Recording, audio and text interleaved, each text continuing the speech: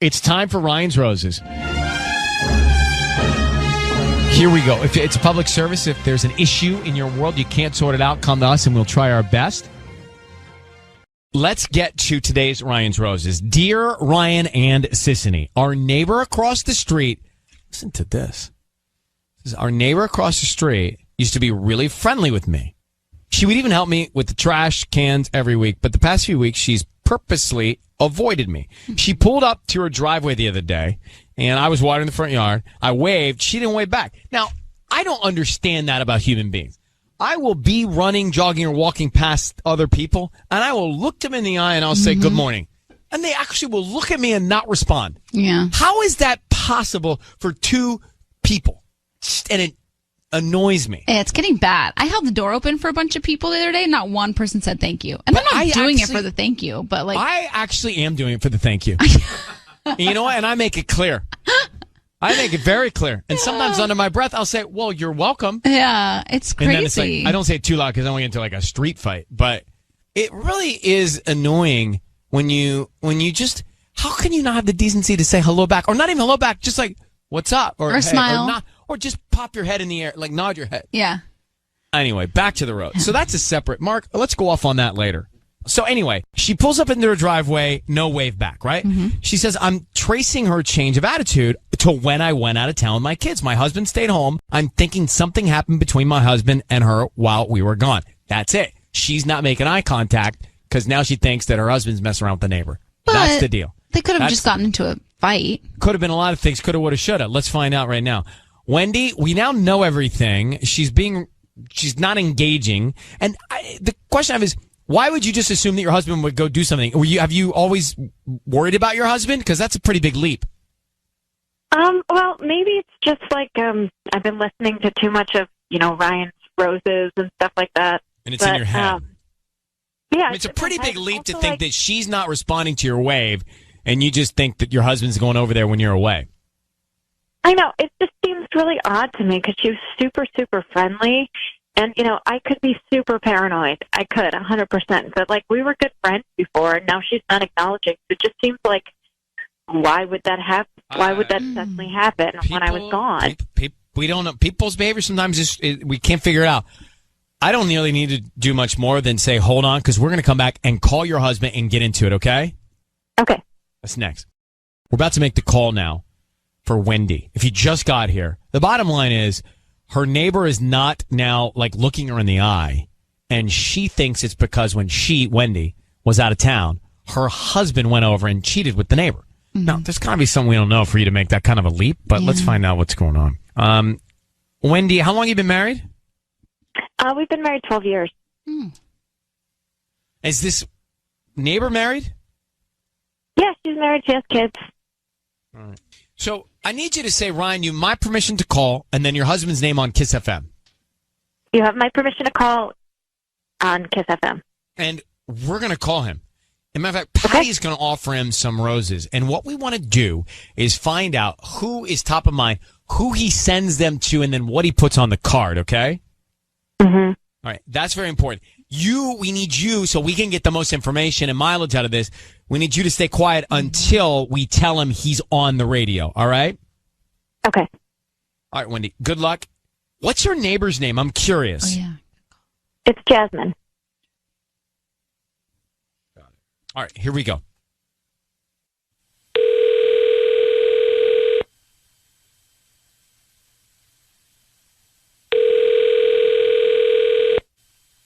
Hello. Hi, may I speak to Colton? Yeah, this is he. May I ask who's calling? Hi, Colton. My name is Vanny. I'm calling from Sprouts Flowers here in front of KFC in Yorba Linda. How are you? Oh, I'm good. How are you? I'm doing great, thank you. I'm actually calling you because you've been chosen to receive a free dozen roses today. They're completely free, and you can send them to whoever you want. I don't need any credit card information from you. Just the name of the person you want to send them to and a quick note, and they get delivered today by lunchtime. Okay.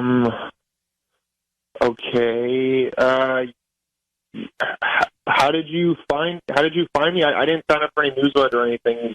No, we don't have a newsletter, but I believe if the notes here are correct, it shows that you opted to receive coupons and promotions when you made a purchase online recently, maybe in the last 6 months.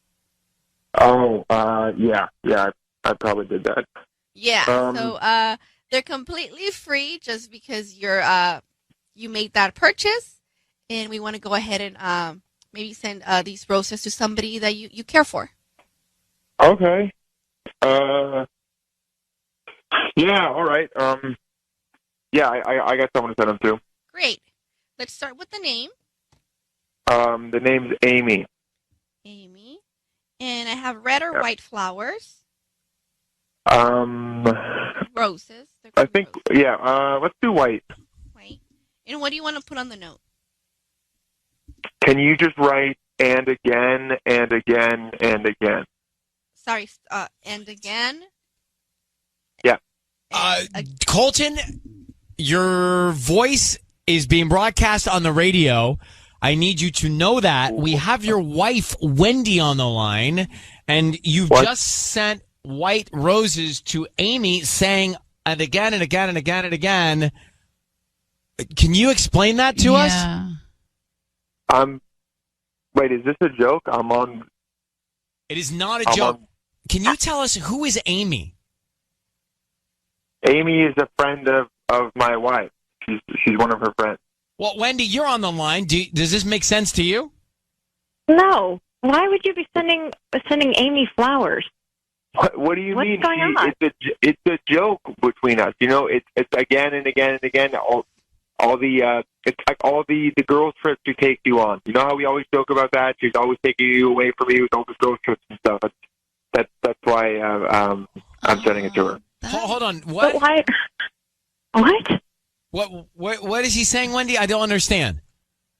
I mean, we go out, Amy and I, like on girls' nights and stuff like that. But that doesn't make any sense to me. Like, why would you? Just send her roses, dude. Why would you send her roses? That doesn't make any sense. I just was trying. I don't know. I was trying to be just be nice, and we had made a joke about it. Well, hey, Colton, were you thinking about sending them to Jasmine? No. Why would I send them to Jasmine? Oh, you know why you'd send them to Jasmine. Why don't you come clean? What do you mean? Why? No, I don't. Nothing is happening with our neighbor. Yes, your neighbor. No, there's nothing going on with her. She's been acting super weird. She's acting weird to your wife.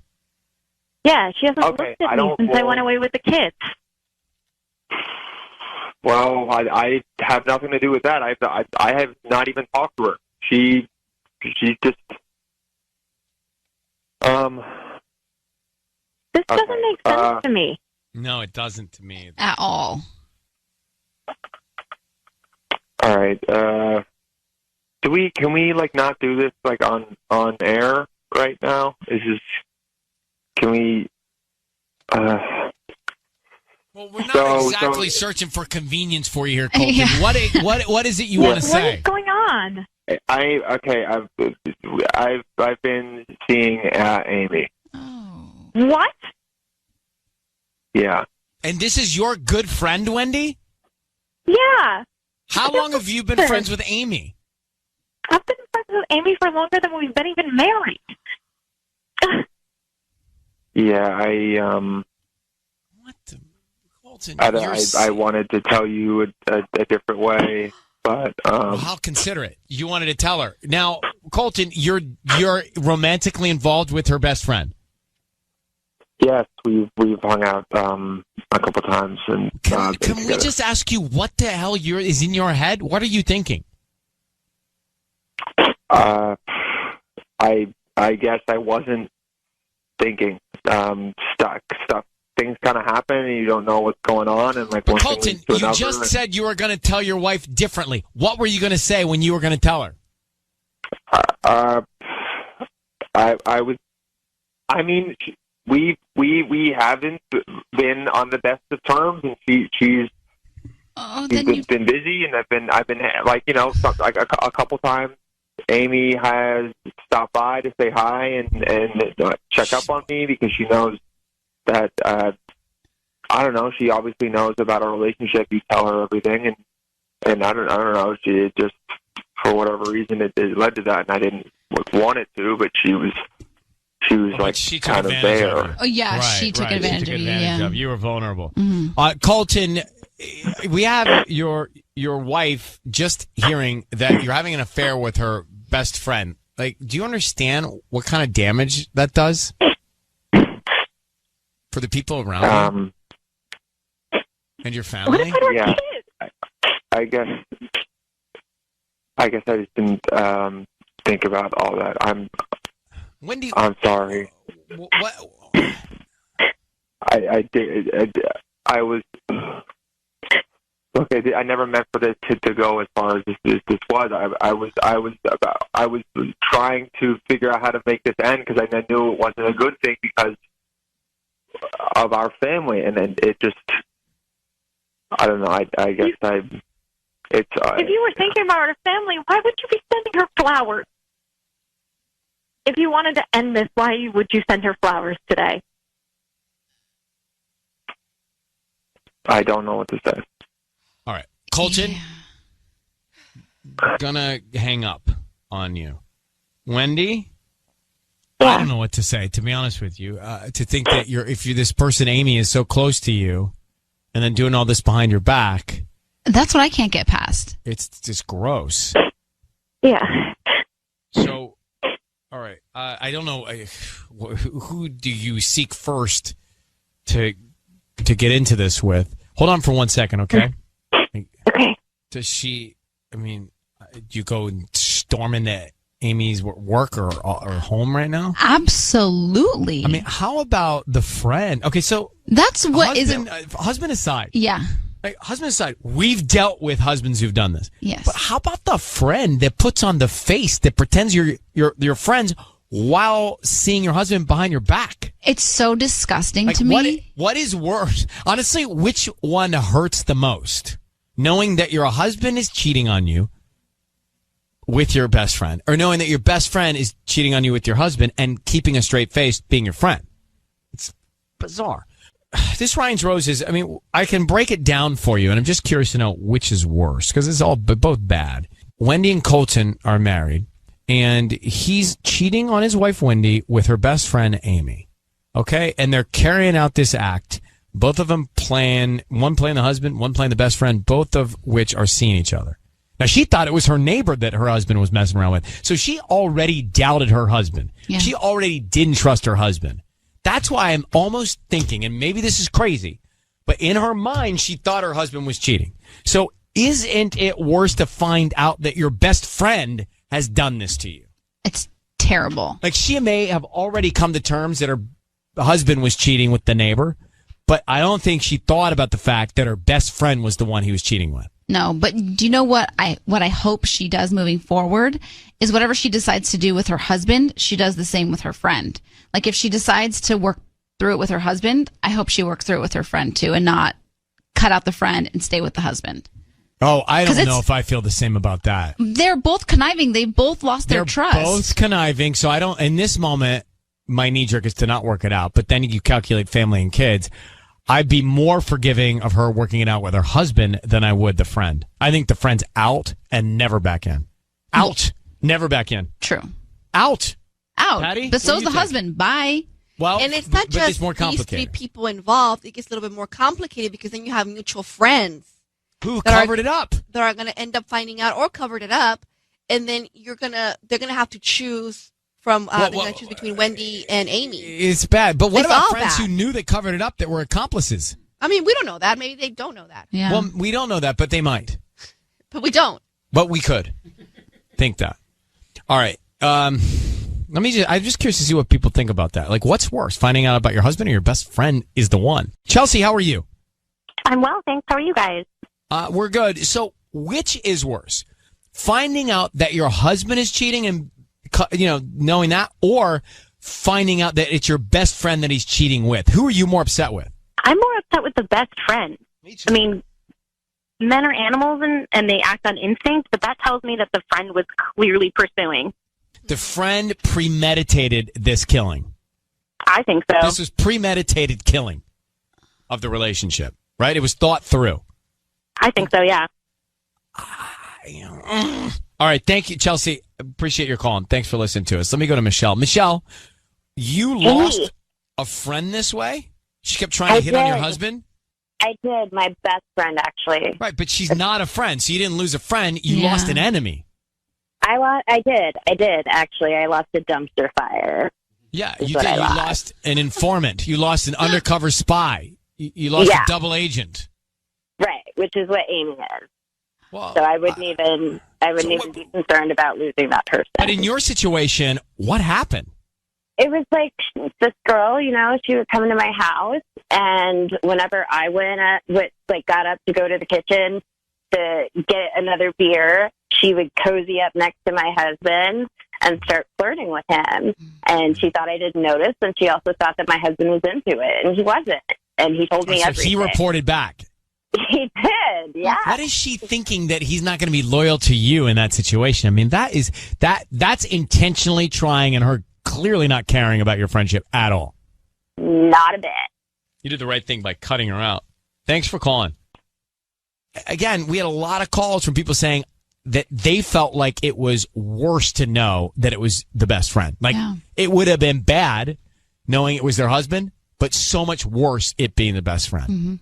And if the other conversation was, well, should, if she's going to take one of them back, which would it be? I don't say the friend at all. Well, I think neither. Right. But there's kids too.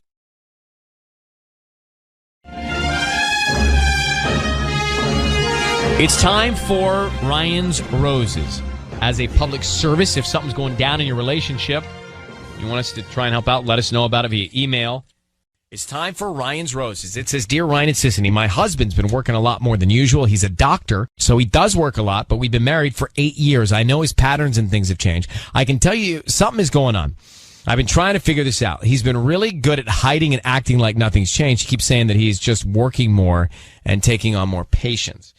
So it's Erica in Northridge. Erica, our question here is we read the email, but we're wondering, what's made you jump to the conclusion that just because he's working more hours that he's cheating? Something's triggered that thought.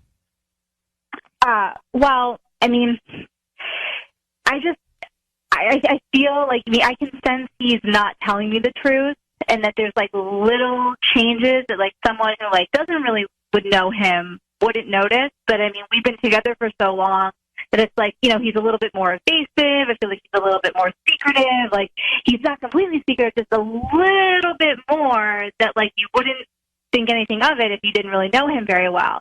I mean, after 8 years of marriage, you really, there's no secrets, but I feel like I have this instinct, everything that he's telling me, like, I just feel like there's more to it, that, like, there's something he's hiding.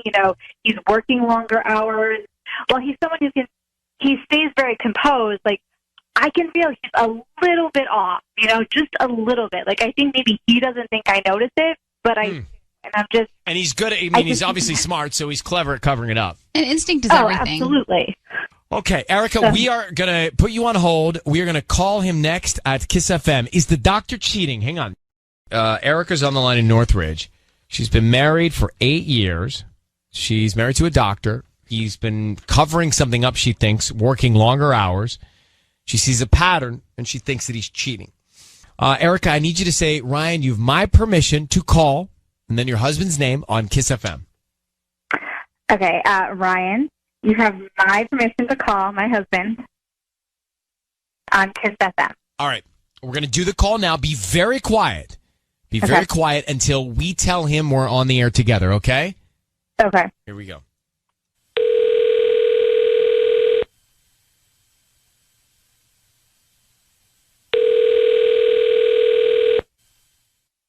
Dr. Klein's office. How may I help you? Hi, may I speak to Robert, please? Oh, Dr. Klein is not available right now. He's with the patient. I'm sure I can help you. Hi, I'm actually Maricela, and I'm calling from Bitty Bitty Flowers here in Reseda. I know he ordered some roses from us a few weeks ago, and I wanted to offer. I I wanted to see how that went and also offer him a few free dozen roses today for being a customer of ours. Okay, so he's already made an order with you? He did a few weeks ago, I believe, yes. Oh, okay. Do you know when that was? I don't know. I think it was for Mother's Day. Oh, okay. Well, again, he's not available right now. He's with the patient, but I'm sure I can help you. What exactly do you need? Well, I would need to speak to him. I handle everything for him, so I'm sure it's fine. He's probably not going to be available for another couple of hours. His schedule is pretty packed. Well, in order for him to get the free roses, I would need to get the name of the person he wants to send them to, so I would need to speak to him. Oh, yeah. I can help you with that, totally. No, that would be for him, so he can send them out. Yeah, I can help you, I'm sure. What do you mean you could? He'd love that. So you can help me with... I'm sorry, I'm confused. Well, I can tell you who. I'm pretty sure I know who he wants to send the roses to. So, I can help you with that. Oh, okay. So, who? Who? Well, does he have a wife? Oh, well, yeah, he does, but I don't think that that's a good idea. Why wouldn't it be a good idea, Corey? This is Erica. Why wouldn't it be a good idea for him to send roses to his wife? Corey is your name? Corey, your voice is being broadcast on the radio. I need you to know that. And we have Erica, his wife, on the line. Okay. What were you about to wait? What were you about to say? Yeah, I'd love to know. Well, I just was going to say that maybe it wasn't a good idea to send them to his wife, since I didn't get his permission. No, that's not what you were about to say. No. I was going to suggest maybe his mom, who, because, if he sent Mother's Day flowers, then that maybe he would want to do that again. It's a nice little follow-up. Corey, it didn't sound that way to us. Are you trying to cover something up? No. Dr. Klein he's amazing, and I love working for him. I just want to say that. So no, not covering anything up. It really doesn't sound that way, Corey. It really doesn't. It sounds very suspicious. So if there is something that we need to know, you need to. Now's the time. Well, hi, Erica. I haven't seen you in a while. How are things going with you? They're obviously not going so well, since apparently you know something I don't know. What is happening? Well, it's not that. I don't want to get in any trouble here. I love my job. I love Dr. Klein. He's amazing to work with. I don't want to really get involved here. So if you guys are having problems, and it really has nothing to do with me. But you said you handle everything. You know something that I don't know, and if you know something, you can say it, or I'm going to have to speak to my husband about your employment. Well, no, don't do that. No, I was taking a little bit, probably too much, initiative than I should have, and I'm sure that if... So is it fair to say, Corey, that you don't know of another woman that Dr. Klein would want to send the roses to? Well, no. So you do know of another woman that he'd like to send the roses to? Lying. I know that you guys are not in the best place because he talks to me about it, and... Oh, he talks to you about our relationship. Well, yeah. I think that we're really good friends. And he's probably one of my best friends. Yeah, for sure. Maybe that's not something that you like. He does not feel that way about you. Corey, are you having an affair with Dr. Klein? Is there something going on romantically with you and Dr. Klein, Corey? No, not at all. All right, so this just took a turn. So are you hoping there's something that's going on with you and Dr. Klein? Well, he feels like one of my best friends, and I know that he's not happy with Erica. But he's married. And my God, who does that? You know nothing about our relationship. I know a lot. Actually, I know more than you probably think I do. Oh, what is wrong with you? If you spent half that amount of energy into being a great wife and really just pleasing who the hell do you think your husband, thinking that you know you wouldn't be having problems. You've worked with him for 2 years, and you think you're best friends? You think you're best? I spend more time with him than you do. What do you think he's hanging out when he doesn't come home until super late with me at work? You're disgusting. Me and my husband, we have a talk, and you can consider yourself fired because there is no way You can't fire me. your job. Yeah, You can't I fire can make me. sure that you are fired. Yes, I can. You're a little brat. All right, you're a little 24-year-old twerp. Grow up and get a life. Okay, well, maybe you should take your own advice. All right. Well, Corey, we are going to end this conversation here. Please. Erica, I don't even know what to say. I'm trying to understand what is happening, but it sounds like you have a lot to discuss with your husband regarding Corey, who's answering the phone in his office. Clearly, she's a liar. Okay. Saying she knows more about my husband than me. Well, She's a lot of things. she's also hung up. Hello, Corey? Wow. Yeah, So- because she knows she's wrong. okay. What? So you don't believe her? There's no way she can know more about my husband than me. But do you There's think she's no having way. an affair with your husband? He tells me he doesn't see her that way. Like, I've had my no. suspicions, and he was like, oh, no, she's like a child. And, I mean, she plays this, she's a little manipulative person. She's an immature child. All right. Well, I'm sorry that went that direction, but I think you have a lot to discuss with your husband. Yeah. Okay? No, I do. I really do. I have more to discuss than I thought I did. All right. Well, Erica, thank you for reaching out. Good luck to you. Thank you. Okay. And we really need to get that mute button. Yeah, I know. That's a Tubbs issue, but you guys aren't speaking right now. I mean, Erica, if she would have just waited 2 more minutes, we would have figured out so much more. Wow. Yeah. So, Erica married to Dr. Klein. He's been working late hours, and we call his office, and his assistant answers the phone, Corey, and she says, oh, I'll handle the flowers. I mean, Patty, you couldn't even understand what's going on. Neither could I. I'll handle the flowers. I know everything in his life. I know who he'll want to send them to. And she, the assistant, goes off insulting his wife. You know, he feels like one of my best friends, and I know that he's not happy with Erica. But he's married. And Oh, I mean, my who God. does that? You know nothing about our relationship. I know a lot. Actually, I know more than you probably think I do. Oh, what is wrong with you? That is his wife and his assistant on the phone. It's so disrespectful. I But can't she's a even. mean, bad person Yeah. to say that to his wife. Yeah. Like, she was very professional at first, and then it took a Turn. crazy turn. All right, let's get Ben on the line. Ben, good morning. Hey, how you doing? Well, yeah, I'm all right. What did you hear there? Yeah, those girls are crazy. I don't know that they're both crazy. I feel like something's not right with Corey going out attacking crazier than the Erica. other. No, Corey's obviously messed up, but the other woman shouldn't have even fed into it and dignified it with any response. But yeah, this girl's actively trying to ruin relationships. Yeah, Corey's in her position, trying to ruin the marriage with Erica and the doctor. Now, I don't even know. They could have already started an affair. Who knows? It certainly sounds like Corey's not shy. No, but it sounded more like she was on the prowl. We don't know Corey. that he. Yeah, we don't know. That We're kind of left unsettled with knowing, is he doing something wrong? Right. Well, we know that, like, if they're spending extra hours together, Corey's filling those hours. Marcy, go ahead. You're on with us. Hey. Hey.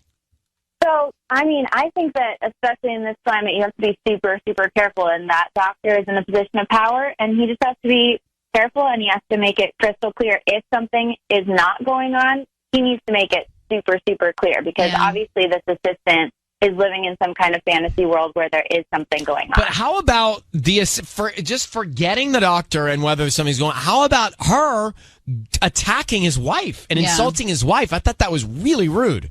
Yeah, that was horrible. And also trying to manipulate a situation so that the wife thinks there's something bad going on. That's really damaging. Crazy. I've not heard one like that. I don't know if we've had one like Patty, you are remarkable. You're like, wait, I don't understand. How can you tell me who he wants to send the roses to?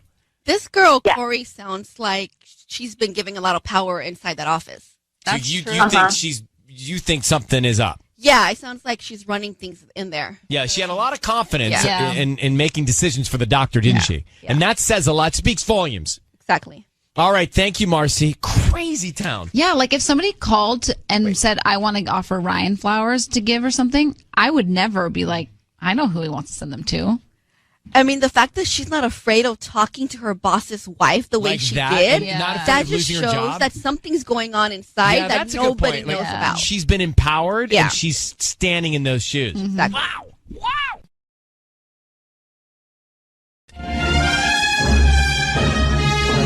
It's time for Ryan's Roses. If you boil it down, it's a public service. And we got this email from Jackie in Riverside. And she says, Dear Ryan, my husband and I work together at the same company, but in different departments. I was told by a coworker that my husband was called into his manager's office because there were rumors he was fooling around with one of his other coworkers. I asked my husband. He said the meeting was not about that at all. I asked his manager. He told me he was in no position to disclose any information regarding the meeting, which is strange. Yeah, because it's his wife. Right. And if the meeting's about business and you're in the same company, you could at least give the category of the topic of the meeting. Yeah. So, and she says everybody at work now is gossiping about this. Jackie joins us now. Oh. Jackie, it is strange that this rumor would happen. Then you would go to the manager and the manager wouldn't at least give you some peace of mind. Yeah, exactly. But he wouldn't do that because he said that he couldn't disclose any information to, anyone regarding this situation. But, there's just a lot of gossip going on, and I'm feeling very uncomfortable, and I just feel like I want to know what's going on. So you guys work at the company in different departments. Do you see each other throughout the course of the day? No, I work in the office. He works in the warehouse, so we don't see each other. And we've been there for 6 years. Yeah, same company, like upstairs, downstairs. So I don't see him. And do you happen to know this other person that's being rumored to have an affair with your husband? I know she's in the department. I don't know her, but I know in his department. In his department, yes, she's in his department. But I've seen her, but I don't know her. I can't figure out. So I'm just putting myself in the manager's situation here. So if I'm the manager, and does the manager know that there are rumors? Did you tell the manager there are rumors that there's an affair or something? No. What happened was I was told by another coworker that my husband was called into the manager's office because there were rumors going around that he was having an affair. So then after that, I went to Ruben, the manager, and I asked him, was it true?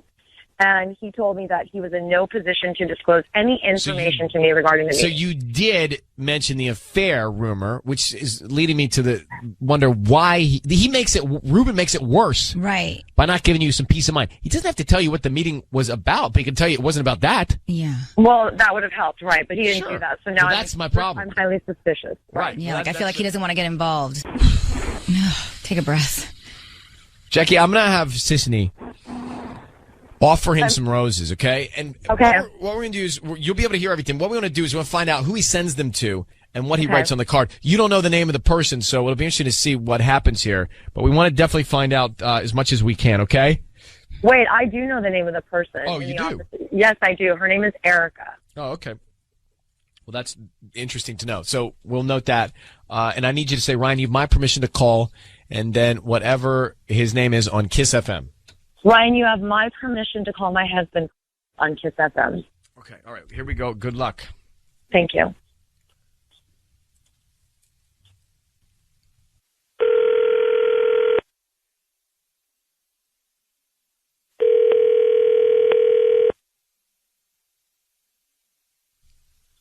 Hello?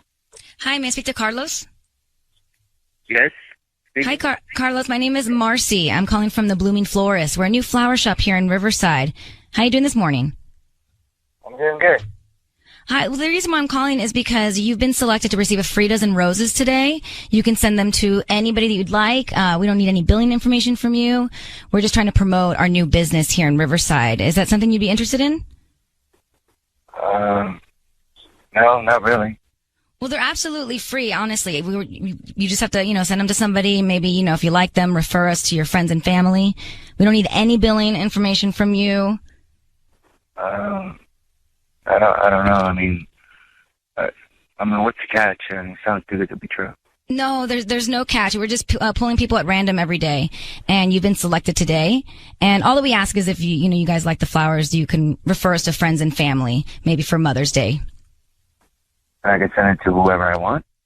Yes, just need the name, and then we can write a quick note, and we can get those out this afternoon. So So who would you like to send them to? Okay. I would like to send it to Erica. To Erica. Okay, and what would you like to write on the note? I would like to say, you never know. You never know. Carlos, it's Ryan Seacrest. I want you to know your voice is being broadcast on the radio here on Kiss FM. That's Sissany. Your wife Jackie is on the line. What are you sending flowers to Erica for? Sending flowers to Erica for? What is going on?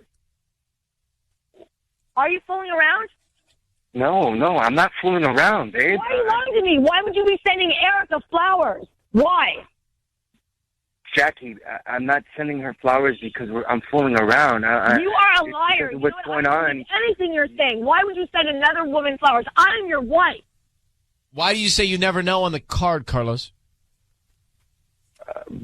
Because of everything that's going on at work. What's going on? Fine. Easy. Stop, Jackie, why do you always got to make a show? Just relax. Carlos, what's going on at work? Are you cheating on your wife with this woman at work? No, I'm not cheating. Okay. I just got to tell you, everybody's talking about you going into the office, being called in by the manager for inappropriate behavior. Was that what the meeting was about? No, technically that's not what the meeting was about. Technically? What do you mean technically? It either was or it wasn't.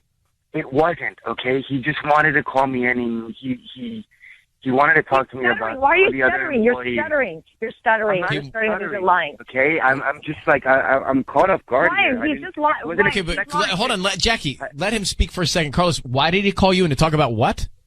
He wanted to talk about some of the other employees because they weren't doing their job. Because I'm the floor manager, and I overlook, So it had nothing to do with inappropriate behavior. I mean, he did mention it, but. Of course, he did mention it. Yeah. But it wasn't. The whole meeting wasn't about that, though. He just wanted to make sure that the rumors weren't true. Well, I got to tell you, bro. Listen, I want nothing more than for them to be untrue. But you just sent flowers to another woman, the woman that's being rumored to be having an affair with you at the office, and you sent the card that says you never know. I mean, that's bad.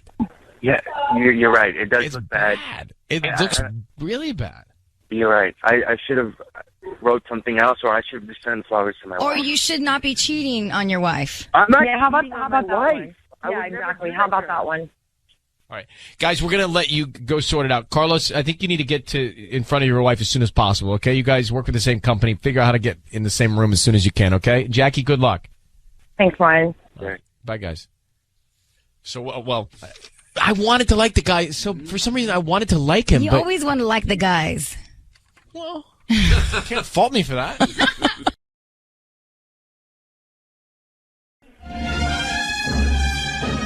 Time for Ryan's Roses. You got to follow this one carefully because it's a little different than the ones that we've done in the past. It says from Karina in Pasadena, I was on Amazon a few days ago and didn't realize I was signed in under my husband's account. I noticed a credit card option that was not one of our credit cards. So I looked under your orders and I saw that he had purchased a diamond necklace 3 days before Christmas. Wow, that would be a nice gift.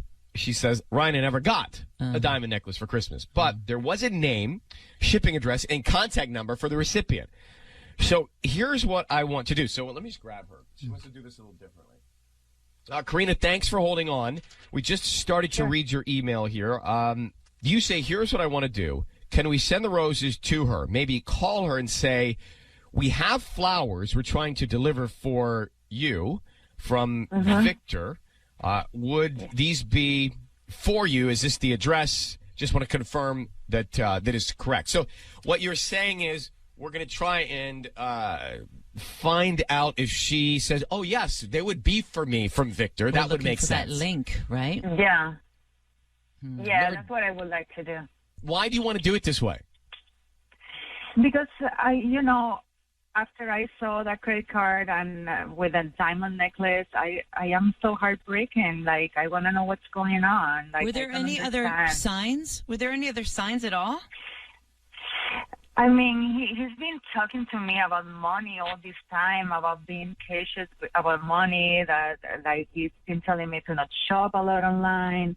So now I'm wondering why he bought such an expensive necklace. I just want to know. I feel that he's cheating on me. But you're also afraid that he might know Patty from Ryan's Roses, which is why. Yeah, because that's why I don't want to send the roses to him, because I told him about the show before, and I even told him that I thought that I would never need to call roses to do this kind of thing, because I didn't find the necessity. But now, since I am so heartbroken and I want to know what's going on, I decided to call. How long have you been married? We've been married for 13 years.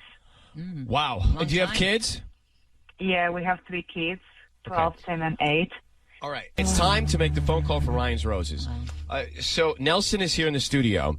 Karina sent us a note saying she was on Amazon a few days ago, and basically she realized under your orders that her husband of 13 years bought a diamond necklace, sent it to an address, and it's not theirs, and she, Karina, his wife, did not get a diamond necklace. Yeah. So what we're going to do, Nelson, you're going to call, because he has heard Ryan's Roses before, you're going to call her. We have her contact information. We're going to call Gina. That's the other woman. And then, Nelson, what you should do is say that you're calling from the flower shop and that you're just confirming that this is the correct address and that you're going to send some flowers from Victor. Does that ring a bell? Does that make sense?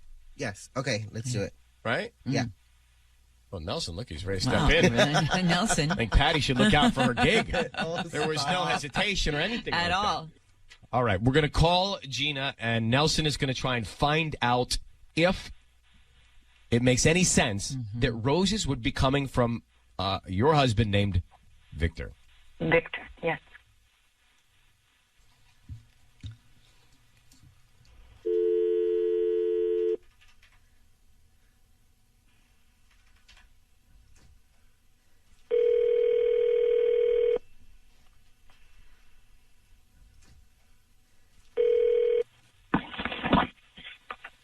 Hello? Hello, my name is Nelson. May I speak to Gina? I'm looking for Gina. Yes, this is Gina. Hi, Gina. Good morning. Well, I'm calling from Floral Expressions, and we have a delivery we're trying to send to you for Gina from a guy named Victor, and we just want to confirm the address and make sure that we're sending it to the right person. Would these be for you? You know what? Yeah, I'm Gina, but honestly, I know this has nothing to do with you, but please, can you just send them back? And I don't want them. So if you could just tell him, to please not contact me again. I know that has nothing to do with you. I'm sorry to even get too personal, but just, I don't want them. Okay. They're really beautiful. He took his time in putting the order in. I just want to confirm. No, I know, again, you're just doing your job and everything like that, but I don't want them. So if you could please just tell him to stop contacting me and just to send them back. Gina, it's Ryan Seacrest and Ellen K. I need you to know that your voice is being broadcast right now on the radio. And I'll explain in a second, but just why do you want to send these back from Victor? How do you know him? Well, I know him from work, and unfortunately, it was just a really big mistake with even being friendly, if you know what I mean. So I want nothing to do with it. Wait. Do you know that he's married? I did find that out. How did you find that out? He was new. So our company is very, very tight-knit, and unfortunately, obviously, someone brought him in, and, pretty much his information was out. Did you receive a diamond necklace from him? Oh wow, this is a lot. I mean, I don't want to say too much, but anything I've gone from him, I don't open. I send it back. So. All right. Well, we have his wife on the phone right now. His wife, Karina. Have you done anything with him? Have you gone out with him? Have you done anything to receive his gestures at all? We went out after work once for a drink, but I'll tell you nothing happened. In a group or just the two of you? Just the two of us. So can you say to his wife right now that nothing is going on between her husband and you? I can definitely say that, but I'm telling you right now, he's not a good man. So he came after you hard. Happened, but he is definitely. I'm starting to get creeped out, if you know what I mean. So, Karina, what's your reaction? How do you feel about what Gina's saying? I'm so heartbroken. Like, I can't believe this. I haven't slept thinking about. I'm making stuff in my mind. Like, I don't know what to do now. Like. I have 3 kids, so it's like I have to, to make a decision, think about it, take a break. I don't know. Like, I don't know even how to react. Is he a flirtatious everything guy? Is crumbling. Clearly. Has it happened before, though? He's friendly. He's very talkative, but I never, like, you never thought he'd cross the line. Yeah, I never thought about But it. he bought her a diamond necklace after only going out for a drink after I work. know. What's going on with I'm this guy's sorry head? to say, this guy's. I know it's terrible. And you know what? That he's been talking to me about being cautious about money, and he only got me. And then he went and goes and buys this diamond necklace. It's not even like a branded purse. It's like a normal purse, and all of a sudden he buys a diamond necklace. All right, Karina, if you're just joining us, Karina's married to him. Gina works with him. Gina, what are you going to say to him? Have you not told him to just lay off? I have, and what's horrible about this right now is I didn't even know he had kids. Wow. Well, this. I don't think this is the first time he's tried this. I'm sorry to say. This behavior. He seems too comfortable with it. I've been married to a total stranger. I don't know this person anymore. To me, this is as bad as him having hooked up with Gina. To be honest with you, after listening to what Gina had to say about the way he's acting.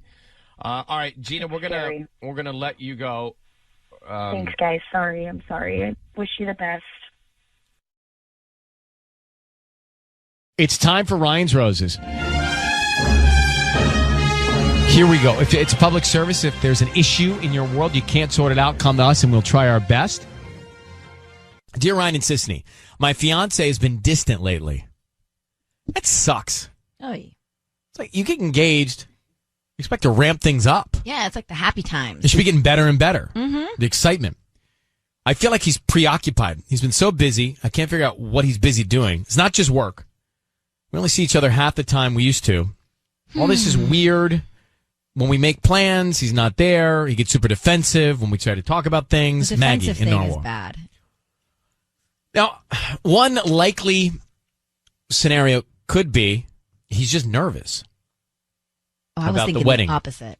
About the wedding approaching. What? I was thinking that maybe he's planning this big surprise for the wedding, and that's why he's been distant. What surprise would you have for a wedding? Grooms do this all the time, where they all of a sudden break out in a song and dance for the bride and do this whole performance. Like a flash mob? Totally, something like that. Oh, I've never heard of that.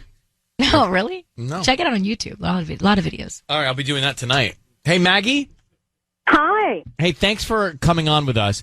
We understand that this is supposed to be the happiest time when you're gearing up to actually have the wedding. Yeah. And now your fiance is turning away and pushing you away, yeah? Right. So tell me, Sisney points out something interesting. Getting defensive is a problem. What is he getting defensive about? That he's not spending enough time with me. And you say that and he gets defensive. Yeah, he gets really not only defensive, but when I try to ask him why, it feels like something is a little shady. We used to always go to Hamasushi every Saturday, and then that stopped. We would go dancing at the club crawl, whatever, and then he stopped doing that. And I'm like, okay, I'm thinking maybe he's getting more ambitious with his job, which is, cool. But then even just little things, just meeting me for dinner. We don't live together, but we're going on a year. It's really, really serious. I mean, we're engaged, basically. Why don't you live together? I haven't pushed it. I have a roommate, and so I'm still in a lease. Now this is gonna. When are you guys gonna get married? When's the wedding? We haven't planned it per se. Oh, okay, so there's no date. It's just we've just like talked about our future a lot. You know, This we've is going to talked upset a about- lot of people, but I'm going to say it. I think you should live with him before you get married. Well, yeah. I mean, I come from a really traditional kind of religious background, though, and I just. Yeah, I mean, I hear you. I totally hear you.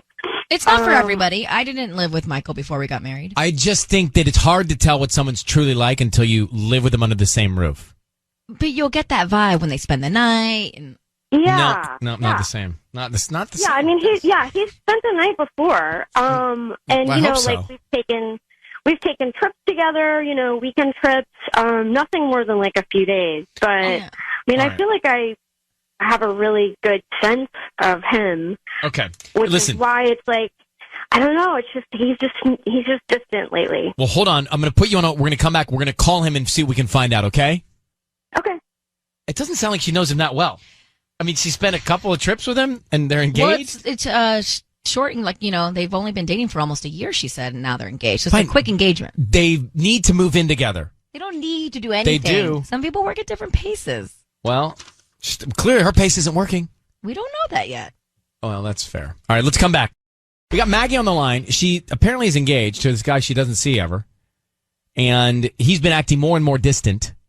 She doesn't see him. I mean, I know, but you can word it a different way. well, they don't live together. They've been on a couple of trips. Yeah. They're dating for a year. Now they're engaged. He's getting all defensive. He gets defensive when she says, you don't spend enough time with me. And that's a problem. And she's worried. And she thinks that he's preoccupied with another woman. That's the bottom line. So let's see if we can find out. Okay. Maggie, I need you to say, Ryan, you have my permission to call, and then his name on Kiss FM. Go ahead. Ryan, you have my permission to call On Kiss FM. on Kiss FM. Sorry. And that's what we're going to do. And we're going to call him now. And here's what's going to happen, Maggie. I want you to be very quiet because Sisney is going to offer him some roses and then try and find out who's top of mind, who he wants to send them to, what kind of emotion he wants to write on the card, okay? Okay. And then when we tell him that he's on the air, then we can bring you in. Here we go. Okay.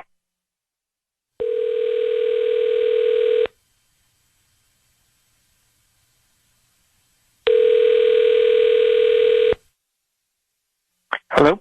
Hi, is this John? This is he.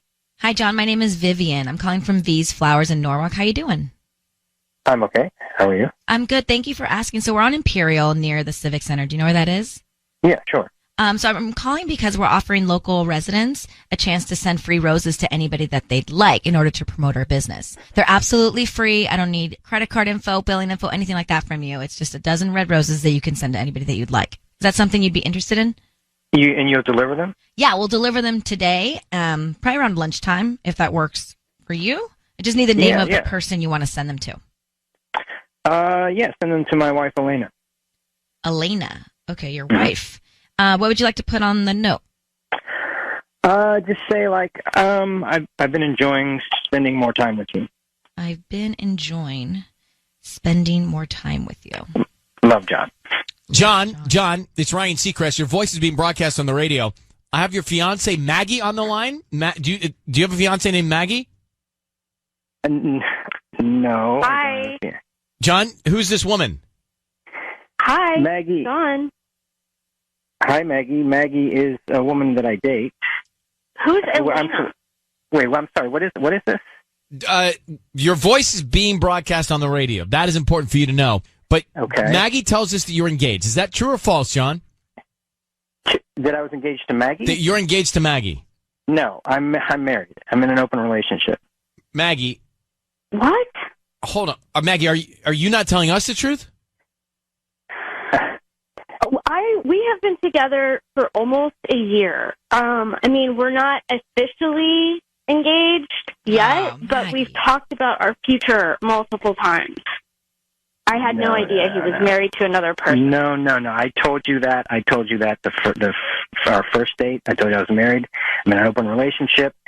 I've been missing my wife lately, so that's why I've been spending more time with her. No. The first time we met, we were both drinking a lot. Maybe I thought you were joking, but John, over the course of the year, this never came up again where you were transparent? No, I don't talk about my wife when I'm. He never talks. This. I think I would remember this. Are there more women, John? No, right now, I'm just dating Maggie. Why you just say it's a matter of fact? That's so crazy. Your wife, Elena, does she know about Maggie? She knows I'm dating somebody, yeah. And this is an agreement you guys are fine with?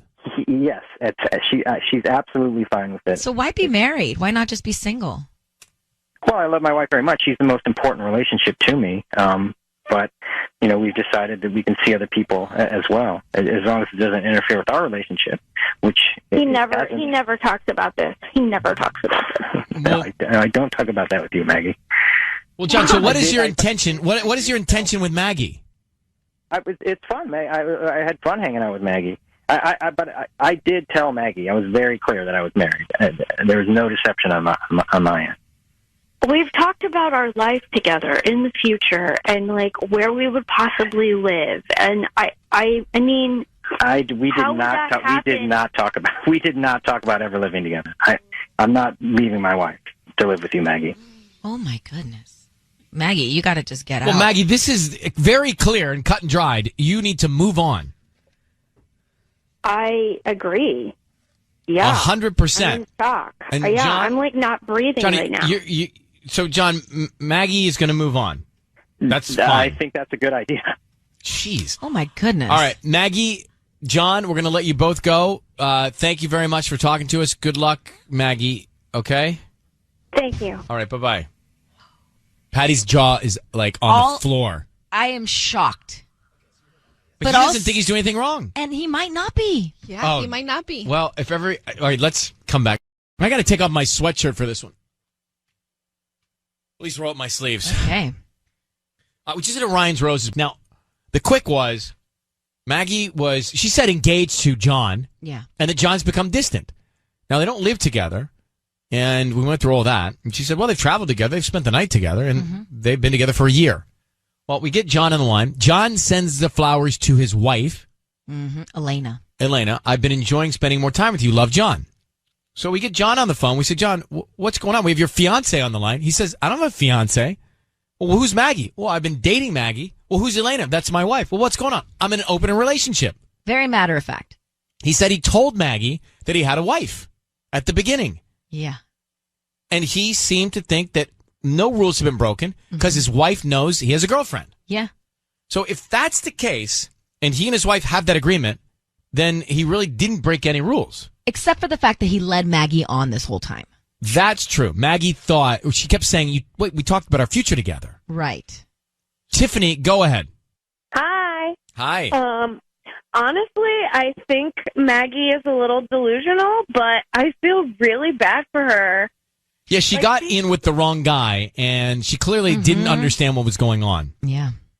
Yeah, and maybe, if you're in an open relationship, you tell a girl about it when she's not drunk, but, I mean... Right. Yeah, the fact that it never got brought up again in that year, it's like they're going on trips or doing this. If he's so transparent, he should have definitely made sure she understood it. Yeah. Like, you really understand, right? She clearly did not. Just so no one gets hurt. He's shady, but she's also delusional. Well, thank you, Tiffany. I think you asked the right question. If this is your life, why be married? Totally. And he's like, well, because I love my wife. And I was just like, whatever, man. Because Ellie. you can't argue with that. Go ahead, Ellie. You're on with us. Hi. Hi. I am just so shocked. I can't believe that she didn't know for a whole year. Like, I think that he is lying. I think he's lying to his wife. I think he lied to her. You don't think he's in an open relationship? You think he's telling everybody a lie? I think so. Because how did she not know for a whole year? Like, she never went over to his place. How did he just mention it on the first date and then never mention it again? Like, it makes me think that he's, like, doing this to other women. Yeah, he made it seem like he had multiple. Remember, I asked him, I was like, how many more years? Well, right now, I'm just dating Maggie. Yeah, and then he was just so casual about breaking up with her. He was like, yeah, I guess you should just move on. Like, who says that? Like, I think he's like a psycho or something. All right. Well, enough craziness for the morning. Thanks for calling. Yeah. Thanks. You take care. But there are marriages like this. Yeah, and guess what? I don't understand People them. find happiness through it. I don't get They it. don't get jealous, and they find happiness. I don't get it. It's time for Ryan's Roses.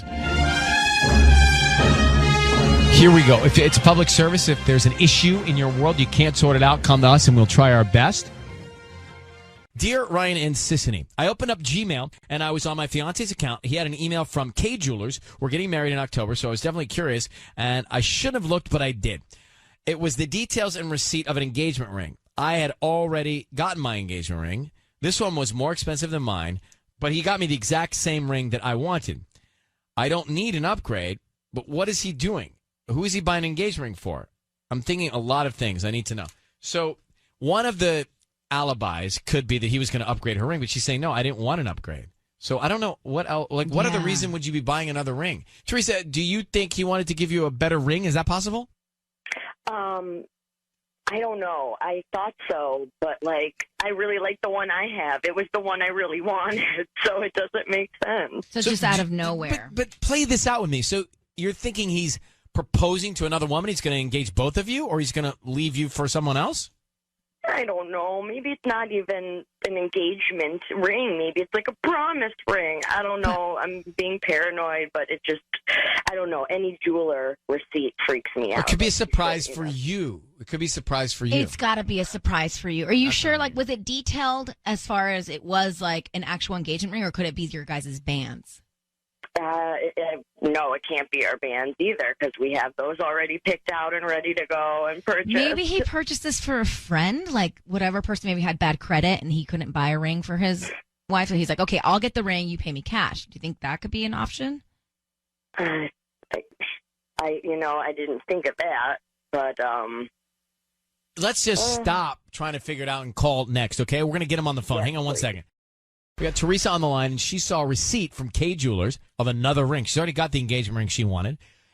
It could be a surprise for her. It could be for another woman. We're going to call him now, offer him some roses, find out who's top of mind and what he's going to write on the card. So I need you to say, Ryan, you've my permission to call, and then his name on Kiss FM. Go ahead. You do have permission to call on Kiss FM. We're going to do that right now. So bear with us. Stay very quiet until we tell him he's on the air. Here we go.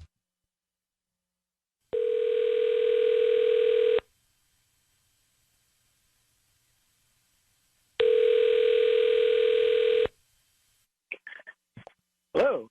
Hi, I'm looking for Jeremy. Speaking. Hi, Jeremy. My name is Vicky. I'm calling from Ventura Blooms. How you doing this morning? Doing pretty well, thank you. So I'm a new flower shop here in Sherman Oaks, actually, and I'm calling because each week we give out a dozen red roses for free, and you have been selected today to either receive those roses or send them to anybody that you'd like. Is that something that you'd be interested in? Actually, yeah, that actually would help me out quite a bit. Okay, cool. Great. They're absolutely free. Like I said, I don't need any credit card info or anything like that. Just the name of the person you want to send the roses to. Okay, so the name of the person is Paulina, but I really need them sent to me personally. Paulina. Okay, but do you want me to write the note to Paulina? We can do that. We can start there. Yeah, that's fine. Okay, so what would you like to put on the card? Let's see. Hey, Paulina. Love you so much, and cannot wait to see what happens from here on out. Love you so much, and cannot wait to see what happens. So, Jeremy, it's Ryan Seacrest. Your voice is being broadcast on the radio. We have your fiancée, Teresa, on the phone with us. Jeremy, I'm going to tell you why we're calling you. She saw a receipt where you bought another ring at K Jewelers, a more expensive ring. What is that ring for? Oh, my God. It's like, oh, my goodness. Okay. All right, listen. I know, we've been together for, 3 great years, and, we're getting ready for this, this wedding coming up in October. Honey, I gotta be honest, I know this is gonna look and sound kind of weird, but I promise you, this ring buying this ring is not how it looks. Okay. Okay, just bear with me here. I really wish I, wouldn't be telling you this over the radio, but I think you deserve to know. I'm actually trying to help out Dan, my sister's boyfriend, propose to her. He's not really the most romantic guy, and he saw how great our relationship was going, our engagement, and he came to me, a little while ago and was like, "Hey, buddy, I could use a hand here." He thought that a romantic date was like going to Home Depot and shopping for lamps. not the brightest tool, not the brightest tool in the shed. So I helped him buy a ring so that this wouldn't be, suspicious. And, when I got this call about flowers, I thought, hey, man, what a great cherry on this Sunday. But I promise you, we're good. We're solid. So, Jeremy, you bought the ring for Dan so Dan could use it to propose. Yeah, absolutely. All right. Teresa, Oh. do you believe that? I guess I didn't even think of that. But yeah, I mean, Dan is a pretty, idiot when it comes to relationship stuff. So it's possible that Jeremy helped him. So I'm so sorry I didn't think this through. So Well, we're yeah, good. You could have told me. I would have helped too. So. Well, it sounds like we're A good. really nice surprise for everyone. All right. Well, Teresa, Oh, there's your answer if you believe him. And Jeremy, good luck with Dan and his operation. Fingers crossed. All right. Thanks, guys. Thanks. Let's get to this Ryan's Roses for a second. Teresa was worried that her husband, Jeremy, had bought another ring or engagement ring for another woman because she saw the receipt. She's found all this information, right? Mm-hmm. The ring was more expensive than her engagement ring, so she was thinking there's another woman. We get him on the line, and he says, no. I bought this. My friend Dan, who is romantically inept, asked me to find the ring and buy it so he then could propose to Dan's girlfriend, like Jeremy did Teresa. Teresa seemed to believe that was the situation. That was the case. That's the only scenario that you could really think of. Why would a guy want to buy another engagement ring? It'd be crazy for him to be engaged with another woman. Well, of course it'd be crazy, but this is Ryan's Roses. Yeah, well. Brianna, go ahead. You're on with us. Hi. Yeah, this is just too much. I mean, I'm a great judge of character, and I can't believe a word that this man is saying. But what a his liar. wife seemed to believe him. Well, I hope that she figures it out and she gets rid of him because he's stumbling over his words. And why would he buy a more expensive ring for his friend? It's crap. Okay, so you don't believe Jeremy. Seemed like Teresa, his wife, did believe Jeremy. Mm-hmm. Naomi, what do you think? Do you believe him or not? No, she needs to give that ring back so he can have two. I mean, it did sound very convenient for him to have this alibi, but it sounded also like his wife thought, okay, that's likely. Dan is that type of guy, and my husband's my fiance is just trying to help him out. She didn't ask any questions. No, I do not believe him. Okay. Well, thanks for calling. Of course. I don't believe him either. Interesting. I don't believe him either. It was just too perfect of an excuse. I actually thought of this being an excuse, but then when he actually said it, I was like, I don't know. When a friend needs help with an engagement, you give him a really awesome idea. You don't go buy the ring. No. And I didn't want to. Honestly, I didn't want to say that to Teresa because I felt like she heard from her husband. She was like, "Okay, I accept that." I didn't really want to argue that to her. Right. I don't know. But it's his sister, so I think Ryan, you have a sister. Let's say your sister's fiance came to you and said, "Look, I really want to surprise my sister. I don't want her to know anything." Or Want to surprise my sister? Yeah, I want to propose to her. To my sister? Yeah, Meredith. I know her name. And you're like, sure, I'll buy the ring and it'll come to me, to my address, so I can hold it until you're ready. Yeah, I would say that. I would believe me, but I don't believe him. I mean, I hear his voice, but I didn't want to tell her that because she was at peace in that moment. But it was weird that he sent the flowers to Paulina, though, to his sister, right? That was weird. So maybe it's another Paulina. I don't know. I don't blame him, but my brain's too tired to figure it out right now. It's time for Ryan's Roses. Dear Ryan and Sissany, my husband went to Game 2 of the Dodgers World Series games with another woman. We're both big Dodger fans, and he said he got tickets through work and therefore had to go with coworkers. So obviously I was disappointed, but wouldn't stand in the way of him getting to go.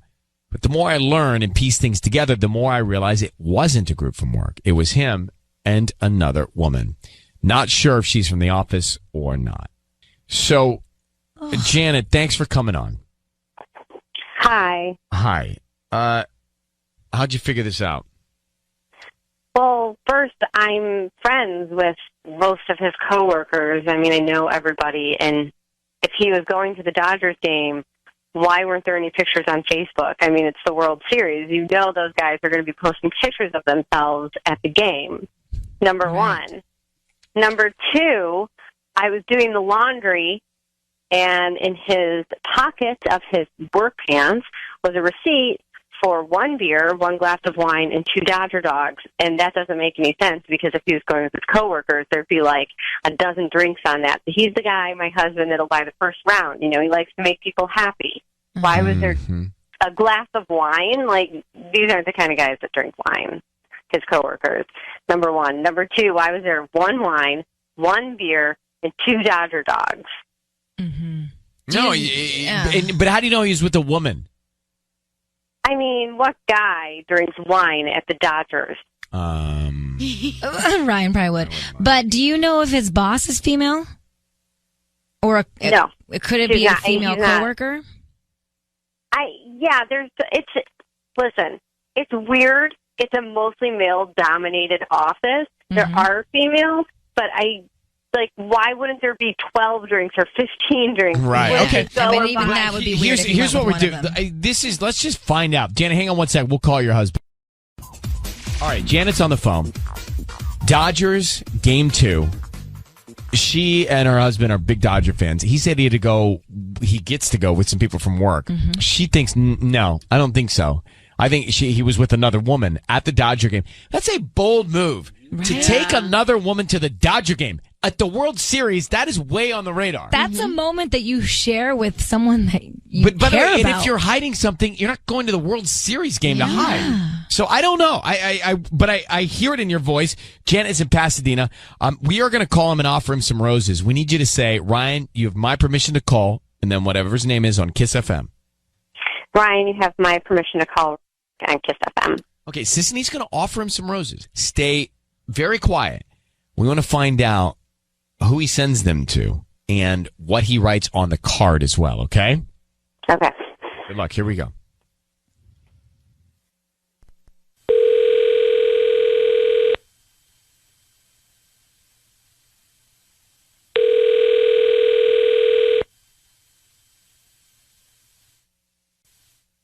Hello.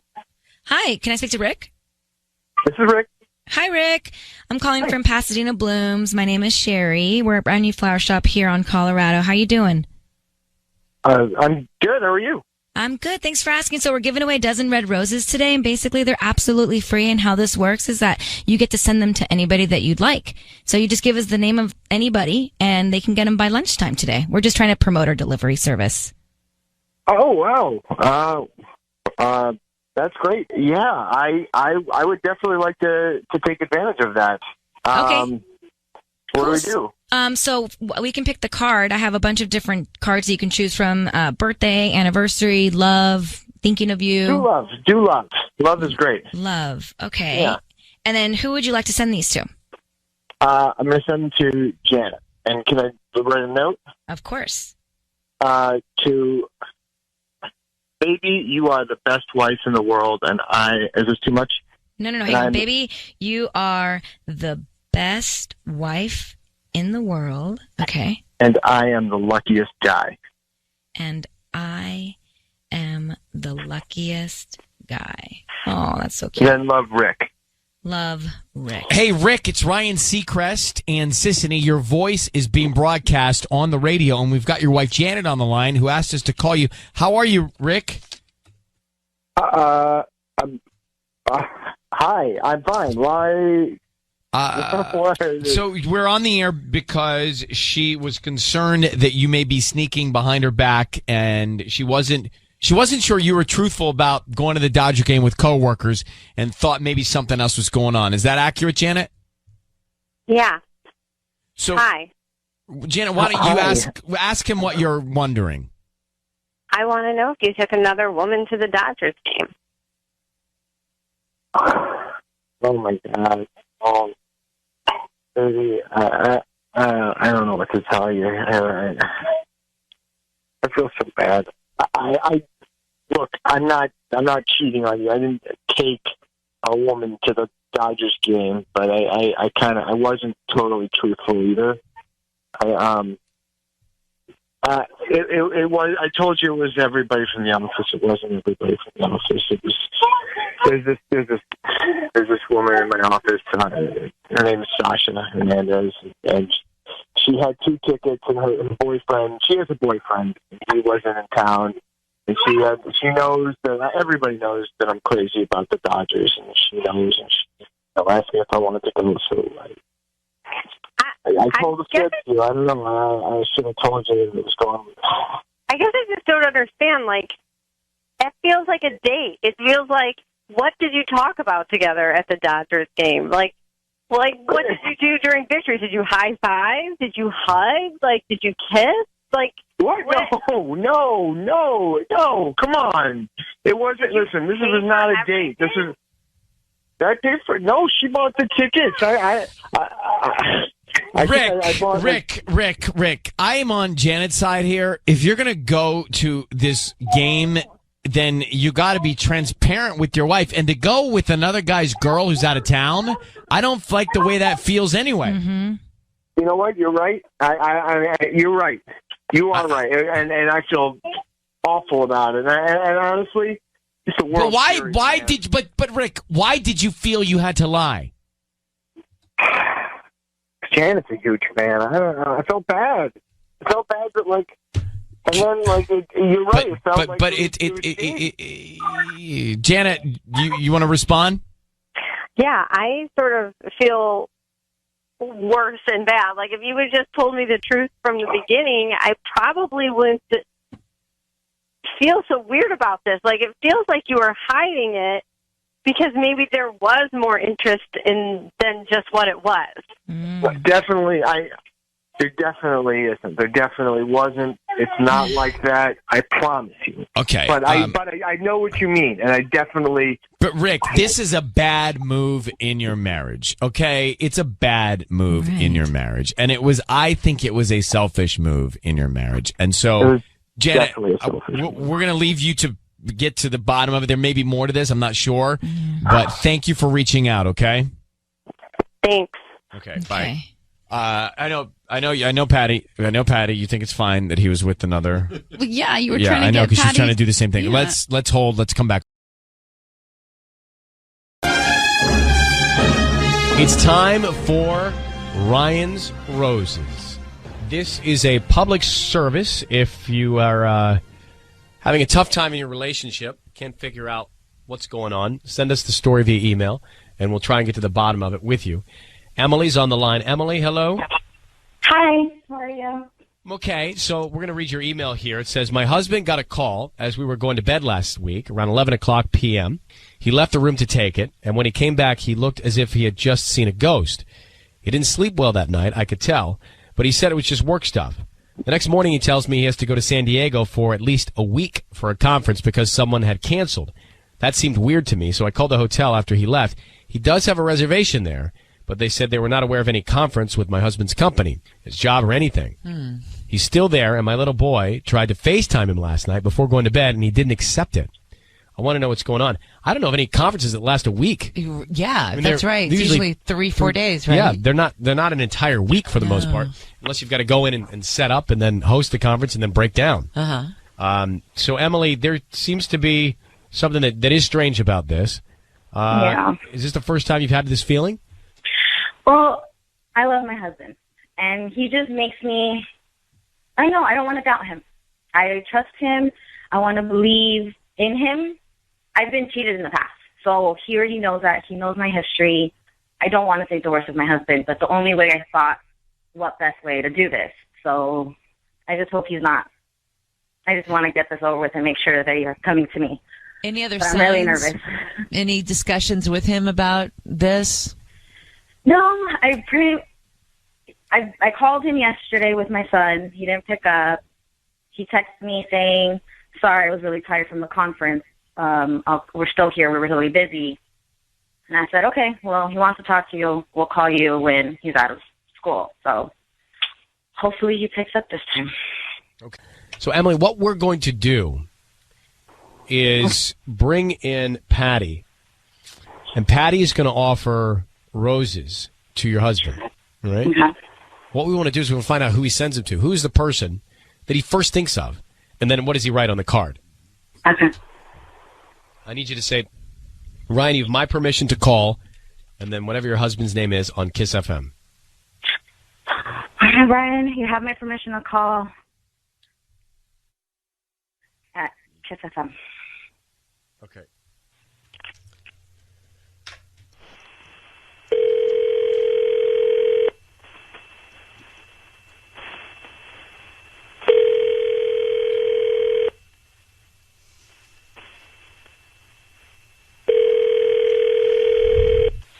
Hello, May I speak to Jose, please? that's me. Hi, Jose. My name is Patty calling from Passion Flowers. How are you? I'm good, thank you. Who's this? Patty? I'm Patty, and I'm okay. calling from Passion Flowers. I'm actually calling you because you've been chosen to receive a free dozen roses this morning. You can send them to whoever you want in the area. I don't need any information from you. Just the name of the person you want to send them to in a note. Oh, I'm sorry, I can't. I'm in San Diego right now. Well, we actually do have a shop in San Diego. We have 3 stores, and one is located in San Diego, so I can send it to whoever you want there. I don't need. I could do it. I could do that today. I could do that today at no charge to you. All I need is the name of the person and the address that we're sending the flowers to. Oh, okay, yeah, sure. Okay, send it to Jada. Okay. And what do you want to put on the note? And the message says, "Get well soon. We will get through this." Get well soon. We will. Jose, it's Ryan Seacrest and What Ellen are Kay. you doing? Your voice is being broadcast on the radio, Jose. I need you to be aware of that. We have Okay, your who's wife, Jada? Emily. Emily, what is? It's do just this a to us? friend. No, What do it's you mean just a a friend? Emily. That lives in San Diego? These Yes, things that flowers around near there in San Diego? Who's Jada? Are you really there for a conference? What are you doing? I am in a conference. Emily, I'm in a conference right now in San Diego. Jada is just a friend. She just had a car accident, and I just sent in some flowers. What's wrong with you? What do you mean? And you happen to have a conference in San Diego? Yes, No, I told you. don't. You're lying. You're lying to me. I called. No. No conference there. You couldn't pick up and FaceTime your son last night? Are you kidding me? Jose. What's wrong with you? Jose, what's Oh, my going on God. in San Diego? What are you doing there? No, I'm in a conference, and it just happens to be that my friend lying. Jada, who's also in San Diego, just had a car accident, and I'm sending her some flowers. Why do you need to get through it She with was- her? She was in a car accident. Like it's a traumatic, like experience for her. And since I'm in town, like I'm just want to give her some support. Why are you in town? How could you do this? You want to be in San Diego for her? You can stay in San Diego. Don't you ever come back to us ever again. You know Emily, what no. you've done. How Emily- dare you Emily. do this to us again? Don't ever call me. Emily, oh my God, no, Emily. She's hung up. I'm in a conference, Emily. Jose, she's hung up. We'll try and get her back. Jose, are you cheating on your wife? No, I'm not. Obviously, I'm not. Okay, well, it's not obvious to us. It's not obvious to us. Your wife actually, she called us, and before we got you on the air, she told us she was nervous to make this call to you because she feels like you're covering something up. She called the hotel, and the hotel said there's no conference on the books there. Yeah, because the conference is not at the hotel. Like this was a last-minute reservation, so I'm not having the conference in the hotel that I'm staying. So how do you know Jada? How'd you guys become friends? Okay. So, Jada and I dated before I got married, but it was just, we stood in contact as friends, but nothing has happened. Nothing has happened. We just happened to be at the same time in town. Right, but do you think that makes your wife feel so comfortable? No, but it doesn't. I'm here for a conference. Why did you? Okay, but you could also be there to see her. You could be there for the conference, and you could be seeing her at night, and that's why you didn't accept the FaceTime. So are you? No, are you still nurturing some sort of friendship or relationship with this ex of yours? I just, we just text once in a while, just like a friend texts another friend, and and if last night was just because we were, we were staying with other people from the conference, and that's why I couldn't take the call. Your wife is not picking up, just so you know. Patty's trying to get your wife back. She's not answering her phone. The hotel says there is no conference that they know of, Jose.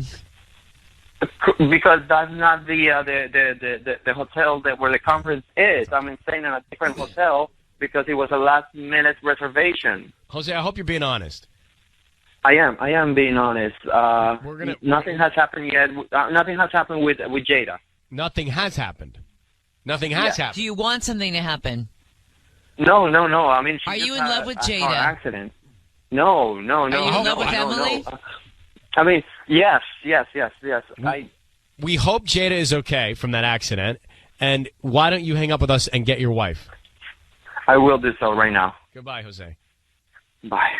I don't know that he's cheating, but I don't think he should be sending flowers with that message being a married man. I think he's absolutely cheating. I think he went right back to where he was before. He's dated her before, and I think he wants to mess around with her, and I think he is. It's time for Ryan's Roses. It's time for Ryan's Roses as a public service. Here we go, Tanya. Dear Ryan and Sissany, we went away on vacation to Palm Springs last month with another family. I was exhausted one night and just went to bed while my wife stayed up with the other couple having drinks. Obviously, this is coming from him, the husband. Well, when I woke up, I saw that they had gone through quite a bit of wine, and for the rest of vacation, there seemed to be some awkwardness between the two of them. Okay. I also felt like my wife and the other husband went out of their way to avoid each other. It went from them being super chatty with each other to some serious tension. So let's go forensically on this. He goes to bed. She stays up with the other couple. Seems harmless. Right. If there's it seems, and then the three become two at some point. How would you feel about that? So let's get Josh on the line. Josh, good morning, and thanks for coming on. We appreciate you. Good morning. So our big question is, when you went to bed and your wife stayed up, there were three people up. Did three become two? Did your wife end up staying up with the other couple's husband? I think so. So you don't know? Yeah, I mean, I went to bed, they were all three up, and then when I got up in the morning, there was a lot more empty bottles of wine than when I went to bed, and you know, they were just acting weird with each other, and I just thought something happened. That, to me, is the trigger, is that they stayed up, they drank, okay, but then when there's weirdness and of avoiding each other afterwards, then that little voice in your head begins to start thinking, talking. Oh, yeah, it was a completely different feeling and vibe from what it had been for the previous day. So, Josh, one thing that we're all curious about that we think would have to be present if you're feeling all this, did you have or do you have trust issues with each other? Is there any crack in your trust between you and your wife? Never. That's what's got me so freaked out about this whole thing, that, you know, she won't talk to me about it, or, you know, and we've all been friends for years, and all of a sudden they're just like not, you know, it was like they were strangers. They just kept avoiding each other, and it made me feel really, really, really weird. Okay, we're going to put you on hold, Josh. We're going to come back. We're going to call your wife, okay? Okay, yeah, I was wondering if you could do that thing where, you know, you send flowers and kind of get her to, you know, see how she responds. I mean, I'm really curious. We know what we're doing. Oh, okay. Stand by. All right, we are going to call Josh's wife, and Patty, you know the routine, right? Yes. Okay. I'm gonna say that I have flowers that are going to be delivered to her from Josh's friend, and see how she reacts. And we need the friend's name. Yes, I have that already. Oh, wow. Look at you doing your show over there. Due diligence over there. Wow. I've been doing this for over 10 years. Oh. Maca is working on Maca's kicking in. We need some maca over here. All right, let's grab Josh now. So, Josh, we're going to call your wife. We're going to say some flowers have been sent from, what is the other husband's name? Mike. Okay. Coming from Mike. We want to see. Be very quiet. We have to study her reactions, her behavior. Okay, so you don't want me to say anything? No. You don't say anything. We need to really get as much as we can of her reaction and behavior here. Okay. To fully understand it, okay? Yeah. So, Josh, I need you to say, Ryan, you have my permission to call, and then your wife's name on Kiss FM. Okay, Ryan, you have my permission to call my wife on Kiss FM. Okay, Josh, here we go. Good luck. Thanks.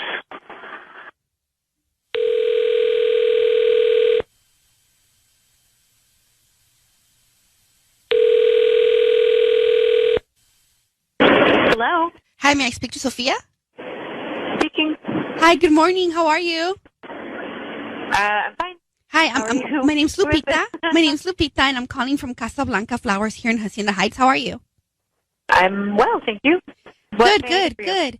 I'm actually calling because I need to confirm your address. I have here some flowers that are going to be delivered to you today, and I need to confirm the address and make sure that there will be somebody there to accept the flowers when they get delivered. Yeah. Sure. You know, where are the flowers from? I believe they're from Mike. It says here Mike. I'm sorry, what? Mike? Mike, yeah. And it comes with a note. So I want and what does the note say? I can't open it. I just know that I was told that so sorry. It has to be hand delivered to you. You have to do me a favor. Please let me open. Please read the note because I don't necessarily know that I don't know that I can accept the delivery, to be honest. Do you not know anybody by the name of Mike? Is this a mistake? It might be. I mean, I do know someone named Mike, but please read the note and let me know what it says. Well, I don't think I can because I may get fired, but I did take the note and it mentioned something about Palm Springs. Great. So just let me know what time you're going to be available. No, I do not consent to this delivery. I do not. Please do not deliver these flowers. Wait, I can't do that. I have to deliver them. No, you can just not deliver them. I don't think it's actually. I don't know anyone named Mike. How about that? Is that easier? Well, if I don't consent to these, I do not consent to these flowers being delivered. You cannot deliver these flowers to my home. Completely and wildly inappropriate. Oh, okay. I apologize. I didn't mean to upset you.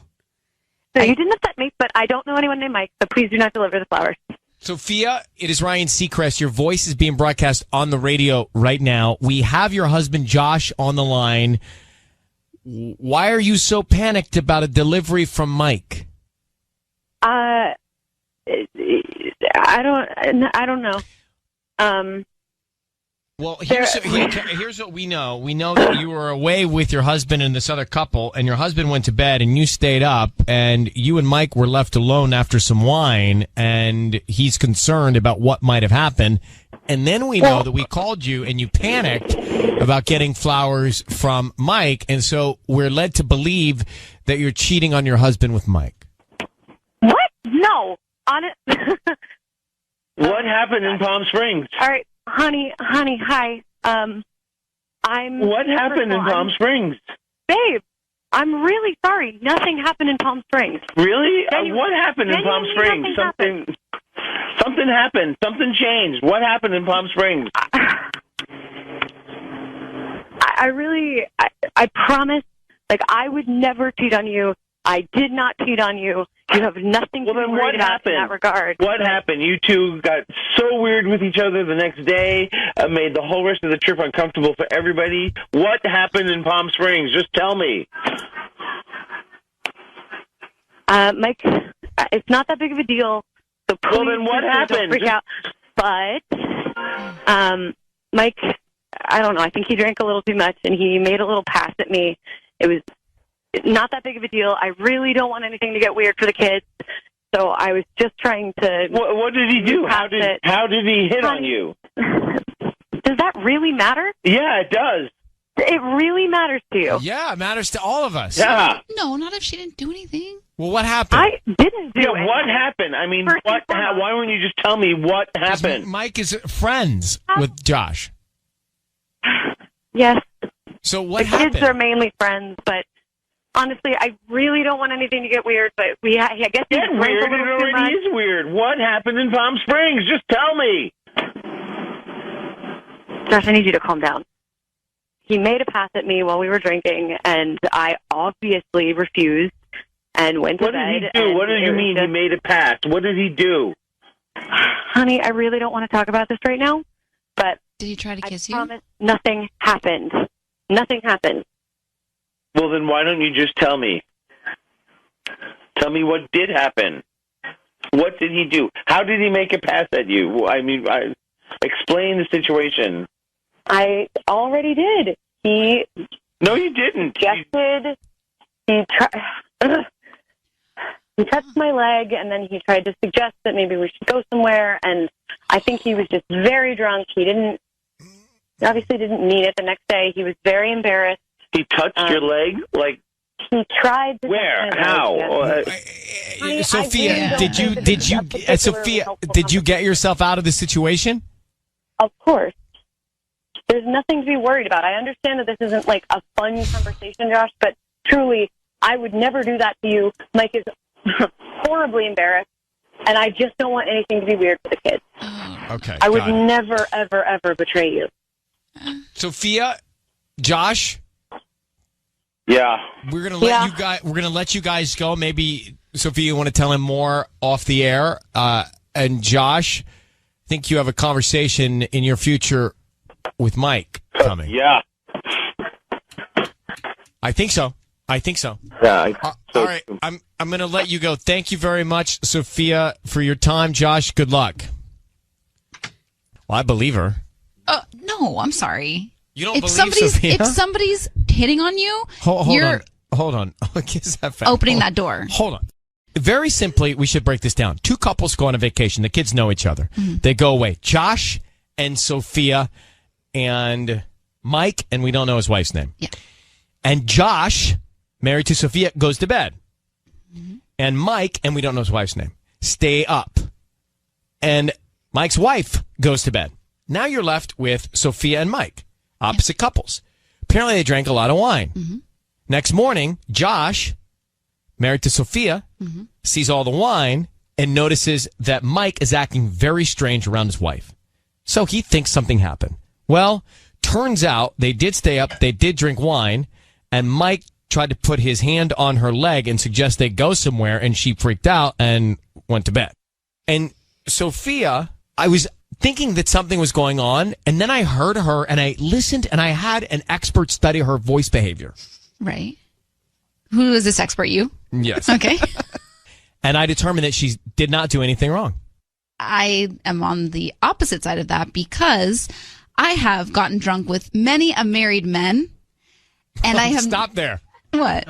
It just seems like a bad theme. Well, no, I mean, I have we have coworkers that I've gotten drunk with Dimitri. He's happily married. Never once has he made a pass at me, and I'm saying, what was Sophia doing to invite this sort of pass? You know what I'm saying? Like, she was obviously giving off flirty vibes. I've gotten drunk with people that are married. So you and have been Sophia. Yes, and I have not had somebody make. They don't make passes at But me. that doesn't mean that doesn't mean Sophia gave off a vibe. That means the guy just decided to try something. But who just tries? Like, a guy's not going to just try something if Mike she's not had getting 2 the bottles vibes. of wine. He doesn't know. He's totally embarrassed. She said he doesn't remember what he did. I just feel you like can't just because you and Dimitri get drunk together, you can't set the world in the same, example. All right, let's go to Ashley. Ashley, where are you on this? Well, I mean, I have to say, it's good for her that, she stayed loyal to her husband. She was, she didn't do anything. But she really should have said something to him as well. I mean, that's her husband, and he has a right to know if, like, one of his friends is taking a pass on his wife. For sure. Now, that's a whole separate conversation. Right. She needs to tell her husband what Mike did, and Mike needs to sort it out. For sure. Thank you, Ashley. Danielle, so you heard this. What's your view? You know what? I don't. He should stop flipping out at his wife and go after the guy. Like, stop being friends with this guy. This guy's the one who made the pass. True. Like, have more faith in your wife. She obviously flipped out. Like, she probably didn't want to tell him because she was embarrassed. I say stop being friends with this schmo and trust your wife more. Okay. So we got a lot of different opinions. Thank you, Danielle. Yes, Patty? The fact that Mike apologized to Sophia means that in Mike's mind, he did think that Sophia was into it. He did not think. So he thinks that she was. So he was going in saying, hey, let's go somewhere else. And then she said, no, you're taking this the wrong way. Then he said, oh, you know what? I'm sorry. Meaning he's apologizing for thinking that she also wanted to take this to the next level. I think he's apologizing for being a jerk. Yeah. This is why all of us are not together.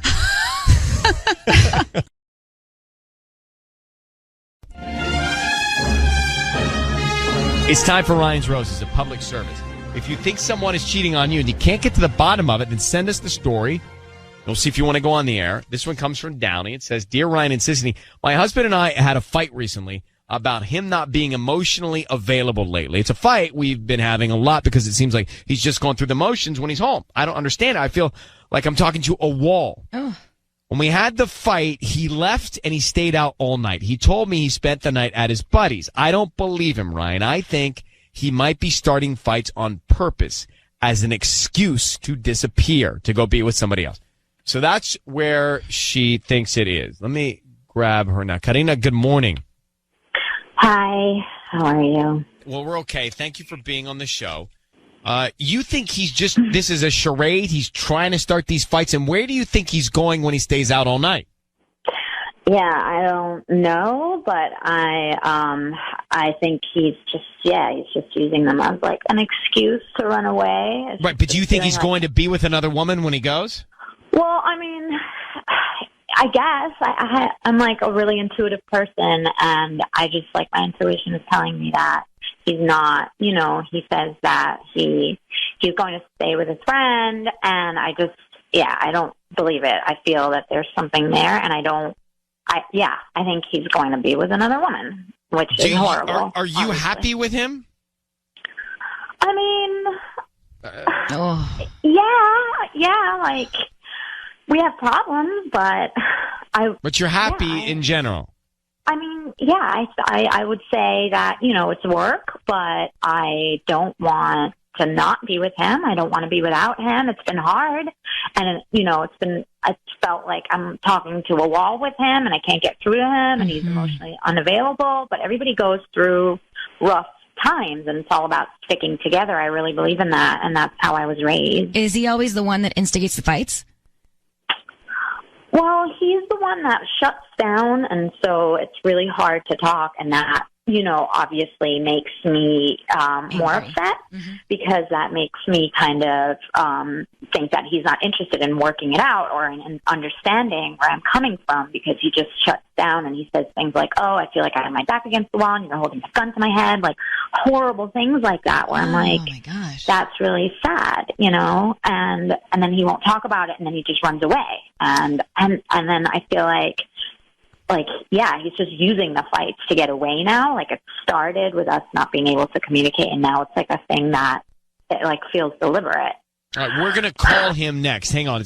So we have Karina on the line in Downey. She thinks her husband's sabotaging the relationship by picking these fights, creating these fights. He stormed out the other night. He stayed out all night, and she doesn't know where he went or who he was with. But she said that recently he's been basically emotionally unavailable. I didn't think she sounded like she seemed happy when I asked her, are you happy, based on her reaction. Yeah, she had a very high voice. But she says, in general, she is. So, Karina, how long have you been married? 5 years. We are going to put him on the line here. We're going to try and get him. Sisney's going to offer him some roses. We want to find out who he sends him to and what he puts on the card.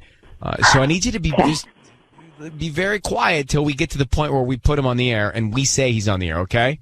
Okay. All right. I need you to say, Ryan, you have my permission to call, and then whatever his name is on Kiss FM. Okay, Ryan, you have my permission to call. I'm kissing them. Okay. Good luck. Here we go.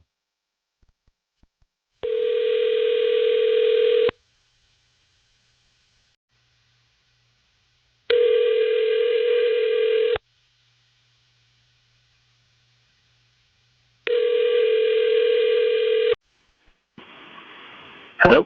Hi, I'm looking for Adam. Who's this? Hi, Adam. My name is Brenda. I'm actually calling from Brenda's Flower Spot. I own a new flower shop here in Downey, right on Florence Avenue, next to the Champs Liquor Store. You know where that is? Yeah. Okay, so we're calling because we're doing a promotion for our delivery service. Basically, where one person each day gets to receive a free dozen red roses. Today, you have been selected, and you can send those roses to anybody that you'd like. They're absolutely free. I don't need any credit card info from you, billing info, nothing. Just the name of the person you want to send them to. They're free. What's the catch? The catch is that whoever gets them, we hope that you refer us to friends and family. Oh, okay. That's it? That's it. Okay. What kind of flowers? Well, they're red roses, but we have white roses, we have yellow roses. You can do any color if you want. Yeah, let's go with red. Red, okay. And what's the name of the person you want to send them to? Isabel. Isabel, okay. Who's Isabel? Someone I know. Oh, okay. Well, what do you want to put on the note? Put thanks again. I kind of like this. Thanks again. I kind of like. Ooh. Adam, it's Ryan Seacrest. I need you to know your voice is being broadcast on the radio. I have your wife, Karina, on the line. What's going on with you and Isabel? What? What's going on that you kind of like with Isabel? Nothing. Hold on. What's going on with Isabel? You just said, thanks again. I kind of like this. Who's Isabel? Isabel's just my buddy's wife. Buddy's wife? God. Oh, my God. So, your buddy's wife? You're sending flowers to your buddy's wife? How about your wife? Yeah. Yeah, she put me up one day. She put you up one day. What does that mean? I had to craft somewhere, so she just put me up. Oh, so you liked it. Okay. Adam, you went to your buddy's house. Was he there? No, he wasn't. Can you answer the question? But I didn't know he wasn't going to be there. So you went to your buddy's house and you did what with his wife when you were there? I hung out and then I slept on the couch. Why did you sleep on her couch? Because, okay, you set it up. We had a big fight, had a huge fight over dinner. She started throwing things at me, and so I just stormed out. Adam, let's make this simple, all right? Are you cheating on your wife? I don't think so. Well, my because she God. does all sorts of stuff I don't know about. So whatever I do is mutual. So you are cheating on your wife? I wouldn't call it cheating. What would you call it, Adam? Fine. You want this? I'd call it Isabel, and it was good. Oh my God! And I enjoyed it. What is wrong That's with you? what you get for setting me up. Oh It was my amazing. gosh! Oh my It was completely amazing. I can't believe you just said that. I can't believe you would do that. Adam, how long have you been messing around with your buddy's wife? It just happened that one evening. It just happened that one evening. That's why you've been running away almost every night for the past 2 weeks. Adam, you've been sabotaging your relationship, getting into these fights so you can go be with this Isabel? No, that's not a plan. That's not what I did. Sorry to have it so wrong. What were you doing? It just happened. I didn't know he wasn't going to be there, and it just happened. And we sat down, and then things happened from there. But I didn't know. Wait, you sound so casual about wrecking a couple people's lives here. Yeah, how about your 5-year marriage? You know what? This is pretty public. What's going on here? What are we doing here? Yeah, good. You are such an... I can't believe you would do that. I can't believe it. And I can't believe it. Adam, I hope Isabel's listening. I hope your buddy's listening. I hope so too. I hope your mother is listening. Guys, I gotta go. Well, we'd love for you to go. That's and stay. what you do. That's what you do. That's what you always do. Oh my gosh. All right, Karina, hang on 1 second. That guy has zero heart. Just cold and angry. Just a bad person. I still want to make sure I understand what has happened. He's cheating on his wife with his buddy's wife who wasn't there the night he got into this fight. So messed up. It's time for Ryan's Roses. Here we go. If it's a public service, if there's an issue in your world, you can't sort it out, come to us and we'll try our best. Dear Ryan and Sisney, my husband spent an entire Saturday helping a buddy move he's not even really close with. My husband, I try to avoid those calls. I know, right? Like, hey, I'm moving next week. Oh, so funny. I'm traveling. Yeah, I'll be out of town. My husband doesn't like to do that kind of stuff, especially for people he doesn't really know. Right. When he came home, it was late. He seemed to be acting weird. So I did a little digging. I found out the guy didn't move. He lives in the same place. The entire thing is strange. So she suspects him of cheating. Wow. So Joanna, it's first of all, Joanna, thanks for coming on. Appreciate your email. The first thing we should say to you is he clearly did something if he went away for the whole day and the guy he helped move didn't move. So we know he's up to something that he's trying to do behind your back. Maybe he's throwing you a surprise party. Yeah, I was thinking that. You know, is your birthday anytime soon? No. So I'm just trying to think of the thing. Like, it would be a birthday, be a surprise, or he's doing something that he shouldn't be doing. Or he could be throwing you a surprise party that's nowhere near your birthday just to really get you off guard. That would be. That's what I would want. Do you have kids? I hope that's what it is. No, I'm actually pregnant with our first. Oh. All right, let's not wait. Let's just put you on hold. We're going to take a quick break. We're going to come back. We're going to call him on the air, offer him the roses, and find out if there's anything going on, okay? Okay. Joanna and Silmar on the line. So her husband, how long you been married? 2 years. She's pregnant. Her husband said he went to go help a friend move. Turns out the friend didn't move. So he was away for a whole day doing something. He was acting strange when he came home, and she suspects he was away with another woman. How far along are you? 5 months. So, Joanna, here's what we're going to do. We're going to call him, keep you on the line, stay very quiet. We're going to offer him some roses. Okay. Let's see who he sends them to.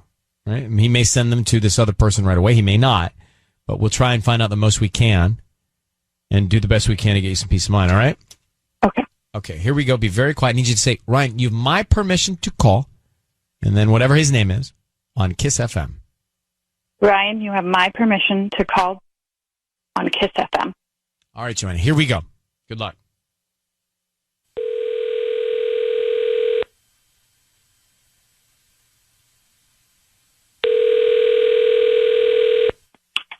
Hello? Hi, is this Jason? Yes, this is T. May I ask who's speaking? Hi, my name is Sarah. How are you doing this morning? I'm doing fine. I'm calling from Angel's Flowers. We're actually on the corner of Polk and Glen Oaks here in Silmar. And the reason I'm calling is because we're promoting our delivery service. So basically, we're giving out a free dozen red roses that you can send to anybody that you'd like this morning. Nah, I'm not buying it. Nothing's really for free. What? No, I promise I don't need your billing info, credit card info. I don't need cash. I don't need any, we're giving away a dozen red roses that you can send to anybody that you'd like. I mean, right, I guess the catch is just if you information and an address. Well, and we just hope that you like our services, and then you just promote us to friends and family, or refer us to friends and family. Miss, I'm terribly sorry. I'm not really buying it. Can you just let me know what you really want? Is there anybody that you would want to send these flowers to? Just the name. We can start there. No. I don't feel like giving that information out, so no. I politely decline. All right, well, Jason, I want you to know that your voice is being broadcast on the radio. It's Ryan Seacrest here. We have your wife, Joanna, on the line, and she's asked us to call you because she found out that the other day on the weekend, you did not, the Saturday that you said you were helping your friend move, you did not help your friend move because he didn't move, and she just is wondering where you were that entire day and why you lied about it. So why don't you tell her? She's on the phone. Hey, babe. Hi, Joanna. How you doing? I've been better. Okay. Yeah, I'll fess up. I lied. I was not helping with a move. I was out with friends, if you must know. I Which just friends? need some time. Huh? Which friends? Just friends?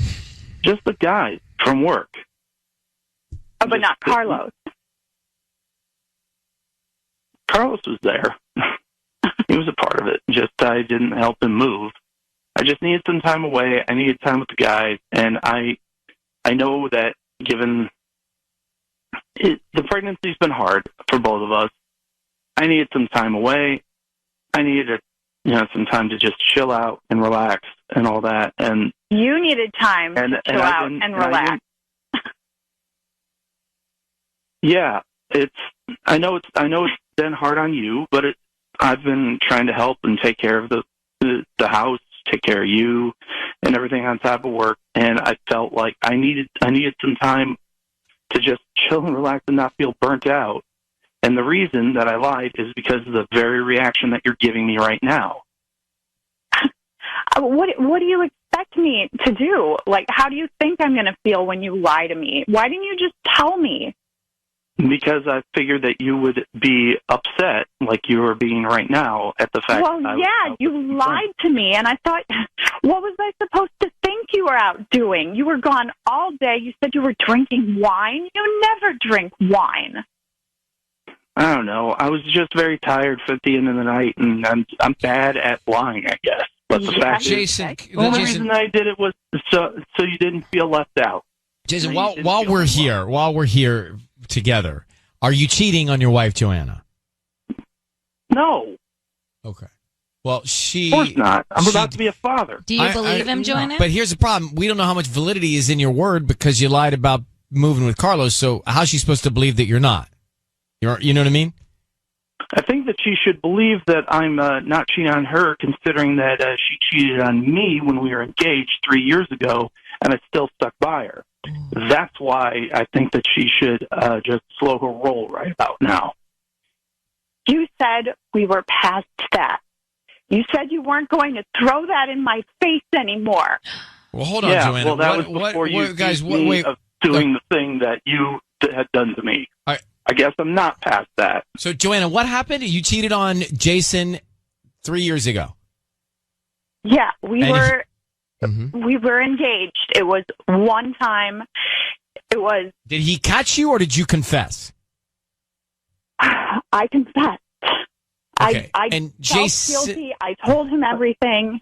And Jason, you said you forgive her? Yeah, he said he forgives me. I did. Okay, well, clearly you haven't. And I'm not so sure you're wrong by not having done that, because I might feel the same way.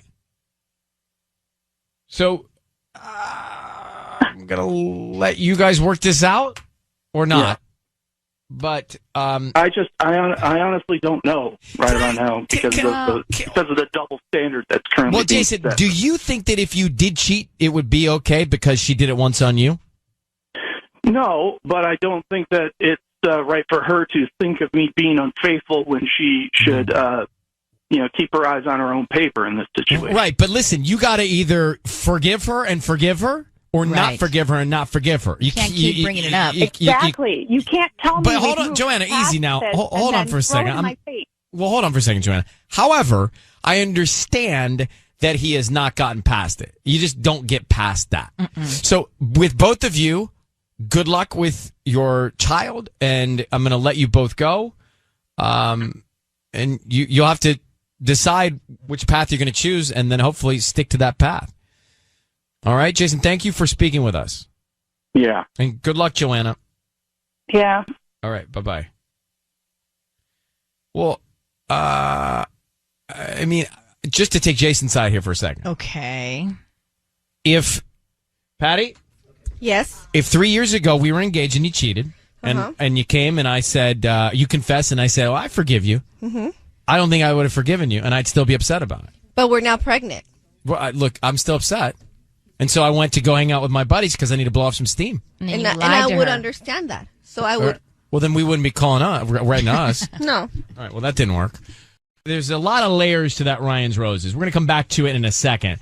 But basically, she cheated on him. He has not forgiven her. I don't think he's cheating on her. I think he felt like he'd go hang out with his buddies because she did him wrong, and so it's okay if he goes and hangs out with his buddies. 3 years ago. He has Sissany, then don't forgive her. Then don't forgive her. Don't say you forgive somebody and then now you bring a child into this world. Easy for us to say. But you don't forgive someone that cheats on you. I agree with you. I wouldn't. I wouldn't. Even if I said I did, I don't. But don't say you did. I'd have to maybe say I did if I wanted to stay in the relationship, but I couldn't. I think then I would be wrong. Then you would be just as guilty of being a liar. Oh, hold on. Yeah. Patty? I think Jason has forgiven his wife. I don't. And he's only bringing it up to hide the fact that he did lie. It wasn't a big lie. But it wasn't a cheating lie. He's going back to being a little boy. When a little boy does something wrong, he doesn't tell mom because he thinks if I tell mom, she may get mad at me. Can we hold all of these thoughts? Because it's getting really complicated now. All right, we're coming back. Now, let's go back to the Ryan's Roses. So just think of the concept here. It doesn't even matter specifically if you heard it or not. The concept here is they're married 2 years. They're pregnant 5 months. 3 years ago when they were engaged, she cheated on him. Mm-hmm. She wrote to us and said, I think he's cheating on me. Right. I don't think he's cheating on her, but he did lie. Instead of moving his buddy Carlos's stuff out of his place, he went out with his buddies to just get away from everything for a little bit. And then he threw it back in her face on the call that she cheated on him 3 years ago. So he has not forgiven her. He's not forgiven her, and I don't think he loves her. All right, so let's start with the forgiveness part. He said he forgave her, but you know deep down inside when someone does that to you, it's easier said than done. And the resentment built. Right. And he they were engaged. The wedding was probably around the corner. He panicked and said, okay, I forgive you. Let's just go through this. They got married. They got pregnant. And now that the baby's on the way, he's starting to freak out again. All right, Patty, you're nodding your head so much. I don't know what to say. He has been forgiving her. Like, that's not even part of this conversation anymore. The only reason he's bringing that up is to deflect that he did a little white lie. That's the only reason. Because now, look at us. We're focusing on the cheating. No.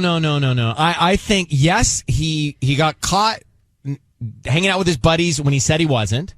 Okay? So to get out of the doghouse, he said, well, wait a minute. You cheated on me 3 years ago. That was a bigger issue. There, you said it, to get out of the doghouse. Correct, to get out of the doghouse. But because he said it, I know he hasn't forgiven her. Or he wouldn't have said it. No. Yeah. Yeah, I'm with you. Yeah, he wouldn't have thrown that back at her if he had really forgiven her. He hasn't. I don't think very few people can totally forgive that. He's not in love with her anymore. He's forgiven her, but not forgotten, and we're mistaking the two. Well, not. I mean, I don't think so. This is your view. My view is he hasn't forgiven her. He's actually resentful, and he's still upset about it. Yeah. No, I don't think so. Well, would you tell me, break it down in your mind? What do you see? I'm seeing he's going, when a little boy keeps something away from mom, it's because he's afraid to tell mom because mom's going to get mad. So he did exactly that. He didn't do anything wrong by going out with his friends, but he was afraid to tell her because she's pregnant, and in his mind, he's assuming that she would have gotten mad. Right, but the reason he's running around and hanging out with his buddies is because he's still upset that years ago she cheated on him when they were engaged. No, he's running around because he just wants to go hang out with the friend. He's running around because he's scared of this pregnancy. All right, well, okay, Sissany, you're telling me that Michael never went out once with his buddies while you were pregnant? Not once. He went to a bachelor party. Well, there you go. There's nothing wrong with... Did he tell you? Yes, he told me. Was he running away from you? Remember, I was in Cabo, and then I was like scared about Zika, and then I was like, okay, you're giving something up if you go on that trip. And then he went on that trip. I remember the whole Zika thing. All right, well, let me grab Haley. What do you think, Haley? Sounds like the communication with these two is just off the charts awful. Even from their very first date, it sounds like they've had issues. Mm-hmm. Well, look, I think the fact that she was with another guy while they were engaged, issue number one. Issue number two, he still hasn't forgiven it. And so they both got issues. They may not need to be together. I mean, they're having a baby, but maybe they're not meant to be together forever as a couple. This isn't the only lie that he's kept from her. Thanks for calling. Caitlin, go ahead. You're on with us. I mean, listen, I think he clearly hasn't forgiven her yet. He sounds incredibly bitter and resentful. And I think he's trying to trust and forgive, but I feel like he's going about it all wrong. Well, and I'm worried about their kid. You know, they're having a baby and they've got all these trust issues. It just feels, something doesn't feel right. Agreed. Thanks for calling. Yeah. All right, goodbye. All right, we'll leave it at that, but that's a complicated one. Yeah, it is.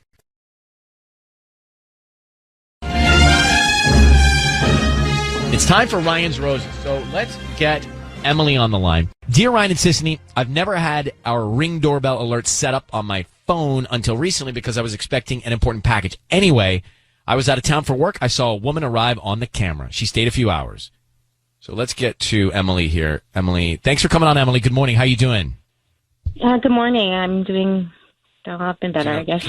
Yeah, I understand. So we just acknowledged that you looked at the Ring doorbell footage and you saw that a woman came. She stayed for a few hours. Did you ask your husband about that while you were away? Who was there? Yeah. I mean, I did ask him about it, and like, he just seemed more surprised and concerned with the fact that I was getting the alerts. He didn't. Oh. Yeah, he wasn't like. Well, that's a bad sign. Yeah. Right. That's a bad sign. Yeah.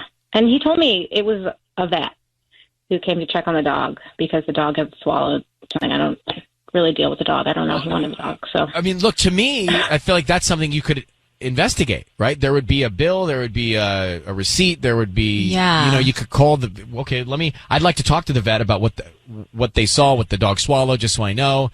Call the vet and see if that's the case. I mean, that seems like a very easy thing to vet. Yeah, I mean, that's true, but I don't really deal with the dog all that much. I mean, he really wanted the dog. I just sort of was like, okay. So he does all the stuff with the dog, so I don't even know who the dog's normal vet is. Like, I wouldn't even know where to start. Okay. Right. Well, listen, start here. We will come back with you, Emily, and we'll make the call. Ryan's Roses next. Kiss FM. It's time to make the call for Ryan's Roses. Emily out of Seal Beach said that she was away. She was working. She was out of town. And she looked at the Ring doorbell alerts set up on her phone. And there was a woman that came while she was away. Her husband was inside, stayed for hours. Her husband said it was the vet. She doesn't buy it. She doesn't think so. She thinks it's somebody else. And here's the other red flag. He was really, I don't know if I'd say upset, but he really reacted to the fact that she was getting the alerts. Why are you getting the alerts? Exactly. That is red flag. I don't know if we should be sharing the alerts. So that to me is a red flag. Emily, I need you to say, Ryan, you have my permission to call, and then your husband on Kiss FM. Go ahead. Ryan, you have my permission to call my husband on Kiss FM. All right, we're going to call him now. Be very quiet. We'll offer him some roses. Let's see who's top of mind. Let's see who he sends them to. We don't know the vet's name. Otherwise, we could, see if that really is the vet. But here we go. Good luck. Okay, Emily? All right. Thank you.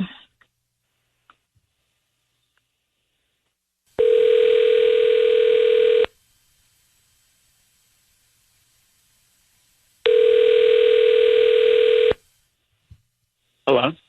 Hi, can I speak to Miguel, please? Yeah, this is Miguel. Hi, Miguel. I'm calling from Main Street Blooms.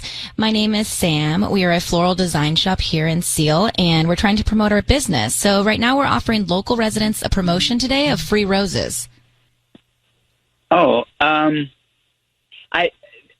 sorry. This isn't like, you need my credit card or anything, or... No. I don't need credit card info, cash, anything like that. They're absolutely free. We pick somebody at random each month, and you can send the roses to anybody that you'd like today in the Seal Beach, CPE, Los Alamitos area, and we can deliver them by lunchtime today. Oh, wow. Oh, great. Yeah. We just hope that you refer us to friends and family, maybe leave us a Yelp review, just that type of stuff. Absolutely. Yeah, sure. What's the name of the person that you would want to send them to? You could just send the flowers to my place. That'd be great. And I can just write a card or something myself. You can just send them to my place. Addressed to you, then? Yeah. Okay, I can do that. Yeah, so yeah. No card. Send it to me. Yeah, no card. I'll just do that myself. Thank you, though. Thank you. Okay, Miguel, you're being broadcast on the radio. Your voice is on the air. I need you to know that. This is Ryan Seacrest. I have your wife, Emily, on the line. Miguel, the reason we're calling is she's suspect of what's going on, especially when she's away. For example, she saw an indication from the Ring doorbell alerts that someone came over that you said was the vet. So what happened? Why did the vet have to come over to the house? Wait, wow. Okay. Sorry. Babe, Emily, are you there? Yeah, I'm here. Wow. Okay. Sorry, that's just weird. Hi. Yeah, the vet came over like I said, babe, like for 15 minutes. Now, it wasn't 15 minutes based on the alert she saw. She saw that the woman came and stayed for a long period of time, Miguel. So we got to call you on that. I got to press you on that a little bit. No, like Thurman swallowed, like I was worried. It ended up not being anything. Like I thought he swallowed like a battery, but it was just, and the vet came over. She said, no, it's fine.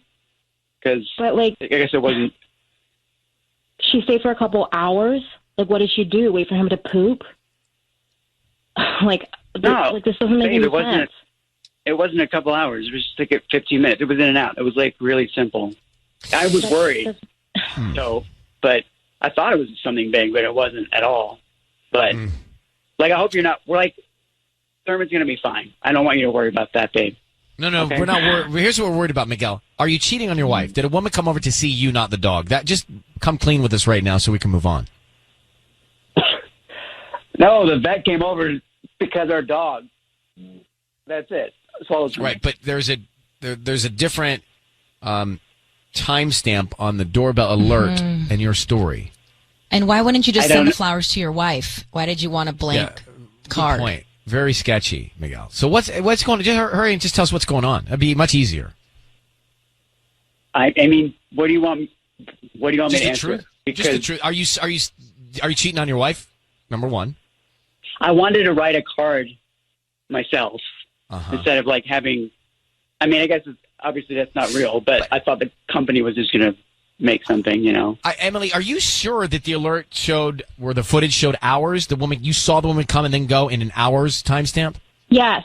All right, so I'm Miguel, sure. you got to explain that to us. You said 15 minutes. She sees hours. She can show you the video. You could send him the video. So Miguel, can you explain that? Why did you get that wrong? Why are you not telling us the truth about that? The time? I mean, I don't know how to answer that. I'm not familiar with the door alerts thing. I don't know the system. But you're familiar with how long the human being was inside the home. How long was the woman inside the home? Just like I've already said, this is like 15 minutes, babe. Can we? No, that's not what Emily. All right, look here. We're going to let you go and work on this. Emily, you have the footage. He says 15 minutes twice. You have footage that shows something different. So send him that and then have the conversation. And Miguel, just come clean with Emily. She's got the video. All right. Good luck to both of you. Emily, thank you for reaching out. All right. Thank you. Okay, Thank you, guys. Bye. So, look, here's a video. You say 15 minutes. Now explain yourself. It's pretty simple. He's pretty lying. clear. He was stuttering. He was nervous. Sketch.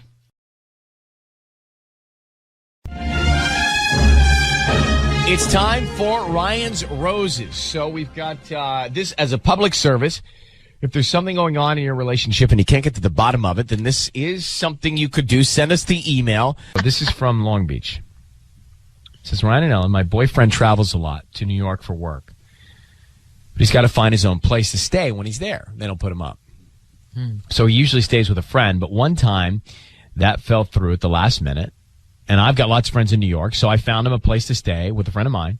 Worked out great, and they did it for 3 days. Oh. Stayed together for 3 days. Or Sounds he stayed like there. they got along well. Well, he just needed to be there for 3 days. Yeah, but I'm saying... Well, but now, every time he goes to New York, he stays with her, she says. Mm-hmm. He says it's easier, and he loves her place more than the other places he used to stay. She says, I'm not comfortable with this anymore, but I don't want to bring it up and accuse him of anything, since I'm the one who put them together in the first place. So she doesn't really know that there's anything going on. Yeah. It's just that he's moved into the place that she suggested. Yeah. Well, so what's wrong with that? Well, so Lucy, thanks for coming on the air. I'm sorry that you're going through a little tough time here, but you are right. You did suggest to him that he stays with her. So what's the problem with him wanting to be there all the time? Well, it's just, I was just expecting it like that one time because his friend Jeff wasn't available. I think it's more of just that, female jealousy, like sticking in. I mean, my friend's really pretty. But why would you, if I were you, I would have never said, hey, go stay at my pretty friend's house. Like, it just wouldn't happen. You're asking for your own problems here. Why did you do that? I mean, it's just, I told her, I was like, hey, is this okay if he stays over? She's like, yeah, no worries, it's fine. And he thought it was a good idea because it was really close to his job. That he Is she single? Is she single? Yes. What are you thinking? Yeah. Sister, hand on hip, Yeah. let me just have a little Cub Scout meeting with you. You don't say, stay with my pretty single friend. Yeah. You just don't open the door to that. I mean, showers run, people change clothes. You don't want any of that around your boyfriend. You know what I mean? Yeah. Like a guy hears a pretty girl in a shower, he feels something. Okay, you're making like really valid points. It's just that I wouldn't think that he would go there. Would she? Really honest, I'm more worried about my friend. But I wasn't worried about my friend whenever I suggested her. You know what I mean? Like, she's not texting me as much, and it's just not as much communication between me and her. I mean, he'll text me like whenever he puts that he's on Facebook, like at a restaurant. You know, like is it Foursquare or the little app that they have where you can put where you're at? Yeah. And he puts that he's with her. And that just really spoils. Lucy, look, I think you've made the first mistake, and that is sending him to stay with her. But we'll call him in a second, okay? Okay. Time for Ryan's Roses. Okay. We're going to make the call. Patty's here. Lucy's on the phone. She's been dating this guy. How long have you been dating this guy, Lucy?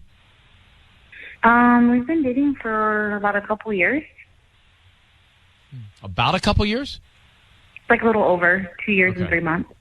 Okay, got it. All right, so we're going to call him. Patty's going to offer him some flowers. We're going to find out who he sends them to and what he puts on the card. Now, if you're just joining us, he travels for work. He stays at friends' houses normally in New York or apartments.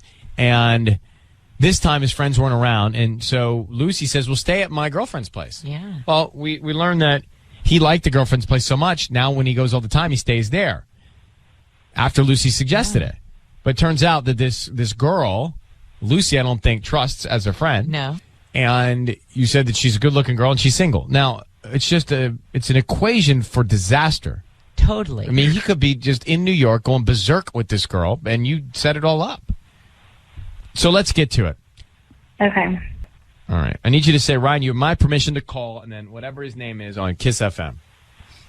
Ryan, you have my permission to call on Kiss FM. All right.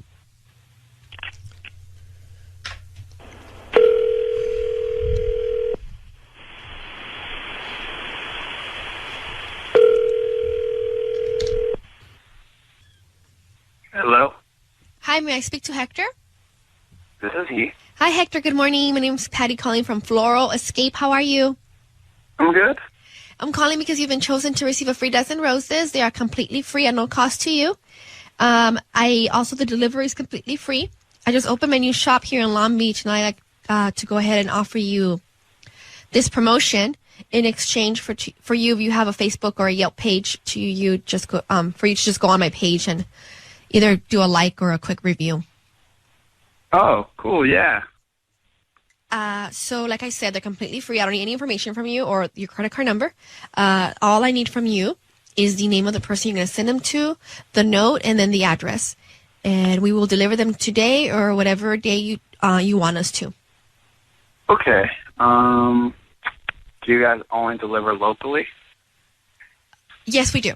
Probably a 5-mile radius.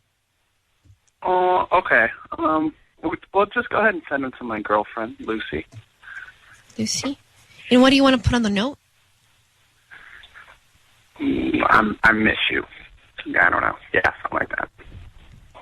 I miss you. Hey, Hector, it's Ryan Seacrest and Ellen K. I want you to know your voice is being broadcast on the radio. Hi, Hector. We have your girlfriend, Lucy, on the phone, and she asked us to call you, Hector, because she's concerned that you might be hooking up with her girlfriend in New York when you go stay with her in New York. Is there any chance or truth to that? No. What? No. So no. why do you like her friend's apartment so much in New York? It's easy to stay there. It's convenient. It's really close to the subway, near the 6. All right, but Lucy, why don't you tell Hector why you don't trust him? It's more that I don't trust my friend, Hector. It's just, you're very handsome and she's really pretty, and I'm sure you know that. You're kidding me. I'm just having second thoughts, okay? And I don't feel comfortable anymore, and I just think it would be better if you stayed at Jeff's. Well, can I say something, Lucy? Why do you need us for this? This is a conversation you should be having with Hector. You don't need a Ryan's Roses for this. Right. I mean, you should be saying to Hector all this stuff. This is not that big of a deal. You suggest that he stays there. if he's not messing around with her, it's just a better place or it's more convenient, then you need to tell him that you made a mistake and you're uncomfortable. We're going to be calling him off in flowers. But did you ever hook up, Hector? You promised you didn't sleep with her? No, I stayed for her for the convenience. But, Why did you ask if they were only local delivery, though, Hector? Because I wanted to know if I could send them to her work. To New York. She works down in Orange County. No, to Lucy. I wanted to send Lucy. Lucy, do you work in Orange County? Yes, I work in Orange County. All right, you two, this is child's play. Lucy, open up the communication, right, Ryan? Lucy, if you wanted me to not stay at Annie's, I'll stay at Jeff's. No big deal. It's a lot more work. I'm in the romper room. All right, this is child's play. I need you guys to communicate. And Hector, you need to check in with Lucy and find out why she doesn't trust her friend or you. But whatever it is, the two of you should sort it out. All right? All right. I mean, come on. Yeah. Really? That's a waste. That is.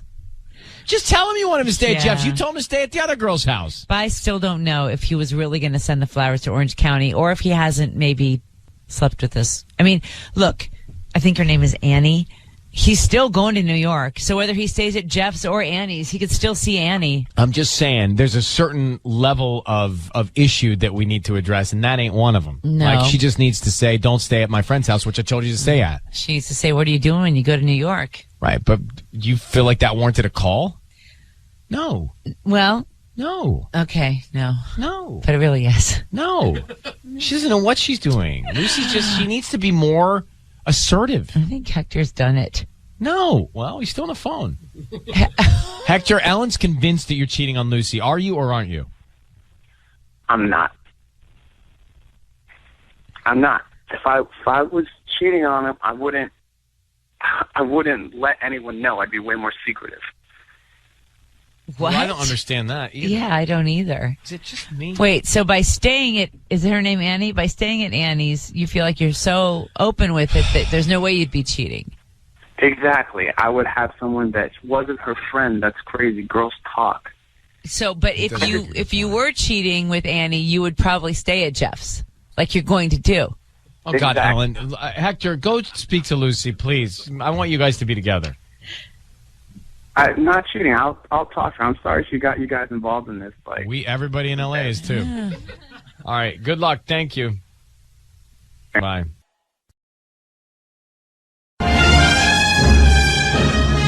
All right. It's time for Ryan's Rose. Dear Ryan and Sissany, a woman approached me in the parking lot at Ralph's recently. She walked up to me and said, your husband is cheating on you. I just figured you should know. At first, I was, that's random. I was confused. I told her she was confusing me with somebody else. Then she said my name, my husband's name, and even said our child's name. Then she walked away. I haven't told my husband. I'm still not convinced that he would ever do it. I found it almost impossible to believe. Who's this person? Wow. Let me get Brooke on the line in Downey. Brooke, good morning. Hi. Hi. So, thanks for coming on. We just read your email, but who is this random person that's beelining you at Ralph's? Do you have any idea who they are? I have no idea. She just came up to me and she knew my name. That's I told her, I was like, you have to have me confused with someone else because my husband would never cheat on me. But she said my name, my husband's name. She mentioned our daughter. And then so she knew your daughter's name. Yeah. Wow. She knew my daughter's name. And did you address it with, you did not. Okay. So this is so weird. How's your marriage? She's obviously good. Great. I have no reason to doubt him, but you hear something like that and it's just haunting me. Wow. It's either really generous or really destroying. How's it generous? Because she's trying to help her out. Oh. Or she's being generous by giving us information. Okay. Yeah, but she thinks the woman thinks she's being generous, or it's just detrimental. Brooke, how long have you been married? About 8 years now. Okay. Hold on one second. We're going to call your husband next and see if we can find out, all right?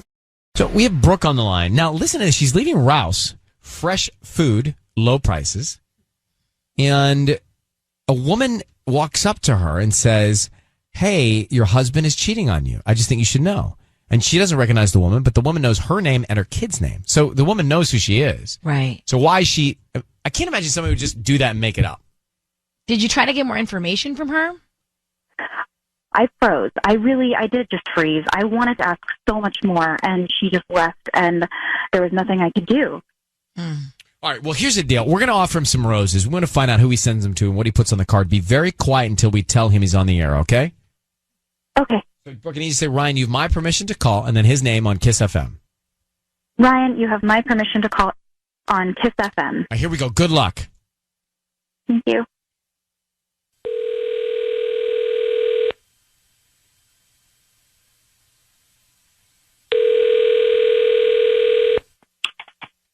Hello? Hi, is this Eric? Yeah, this is Eric. Hi, my name is Janelle. I'm calling from Kabloom. How you doing? Doing all right. How about you? I'm good. Thank you for asking. So we're a new flower shop here in Downey, right on Firestone near the Portos. You know where that is? Oh, yeah. Nice. Okay, so I'm trying to promote my business, and the reason why I'm calling you is I'm offering you a free dozen roses that you could send to anybody that you'd like. They're absolutely free. I don't need billing information, a credit card, cash. We just hope that you refer us to friends and family. Oh, wow. That's awesome. It is. So I just need the name of the person you would like to send these flowers to. Oh, yeah. I want to send them to my wife, Brooke. Brooke. Okay. And what would you like to put on the card? Can I have it say, free flowers, lucky day, love me, love Eric. Oh, free flowers. You don't have to tell her that they're free, but okay. It'd be a fun free joke. flowers, lucky day. Okay. Could you hold on 1 second, please? Yeah, of course. Well, I wasn't ready for that. What? Why are we You holding? told me to hold. You told me if I they did? send the flowers to their wife, then just to put them on hold. All right, well, you caught me off guard. What? Just what do you want to do? I'm going to come in. No. Eric. Eric, hello, Yeah? it's Eric. It's Ryan Seacrest, and your voice is being broadcast on the radio. Good morning. How you doing? Doing all right. How about you? I'm good. We're part of the flower thing campaign. I have your wife Brooke on the line, and she has given us your number to call you. Hi, Brooke. Bye. So, Eric, I'm going to just tell you the reason we're all on the phone together. A woman came up to her leaving Ralph's and said, she called her by name, she knew your kid's name, and she said that you are having an affair. You're cheating on your wife. What is this all about? Wait, what? No, that's awful. I'm definitely not cheating on my wife. I would never do that. Well, Brooke, explain what you heard from this person. I'm so sorry. She came up to me and she said that you were cheating on me, and she knew my name and your name and our daughter's name, and I just got so scared. I didn't think you would do it, but I mean, she knew our names, so I didn't know what to think, and I was just really afraid to ask you.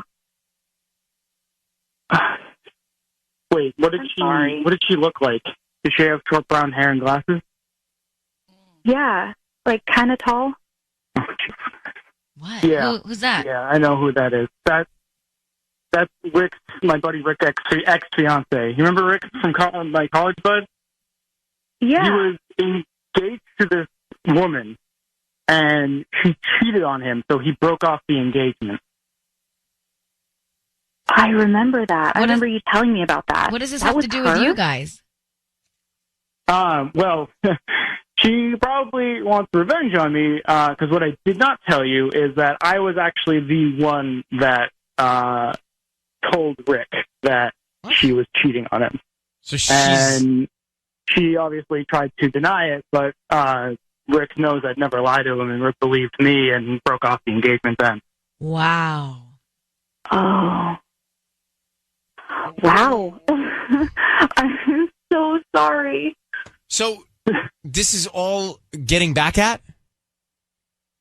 I believe that's probably trying to get revenge on me because broke off the engagement.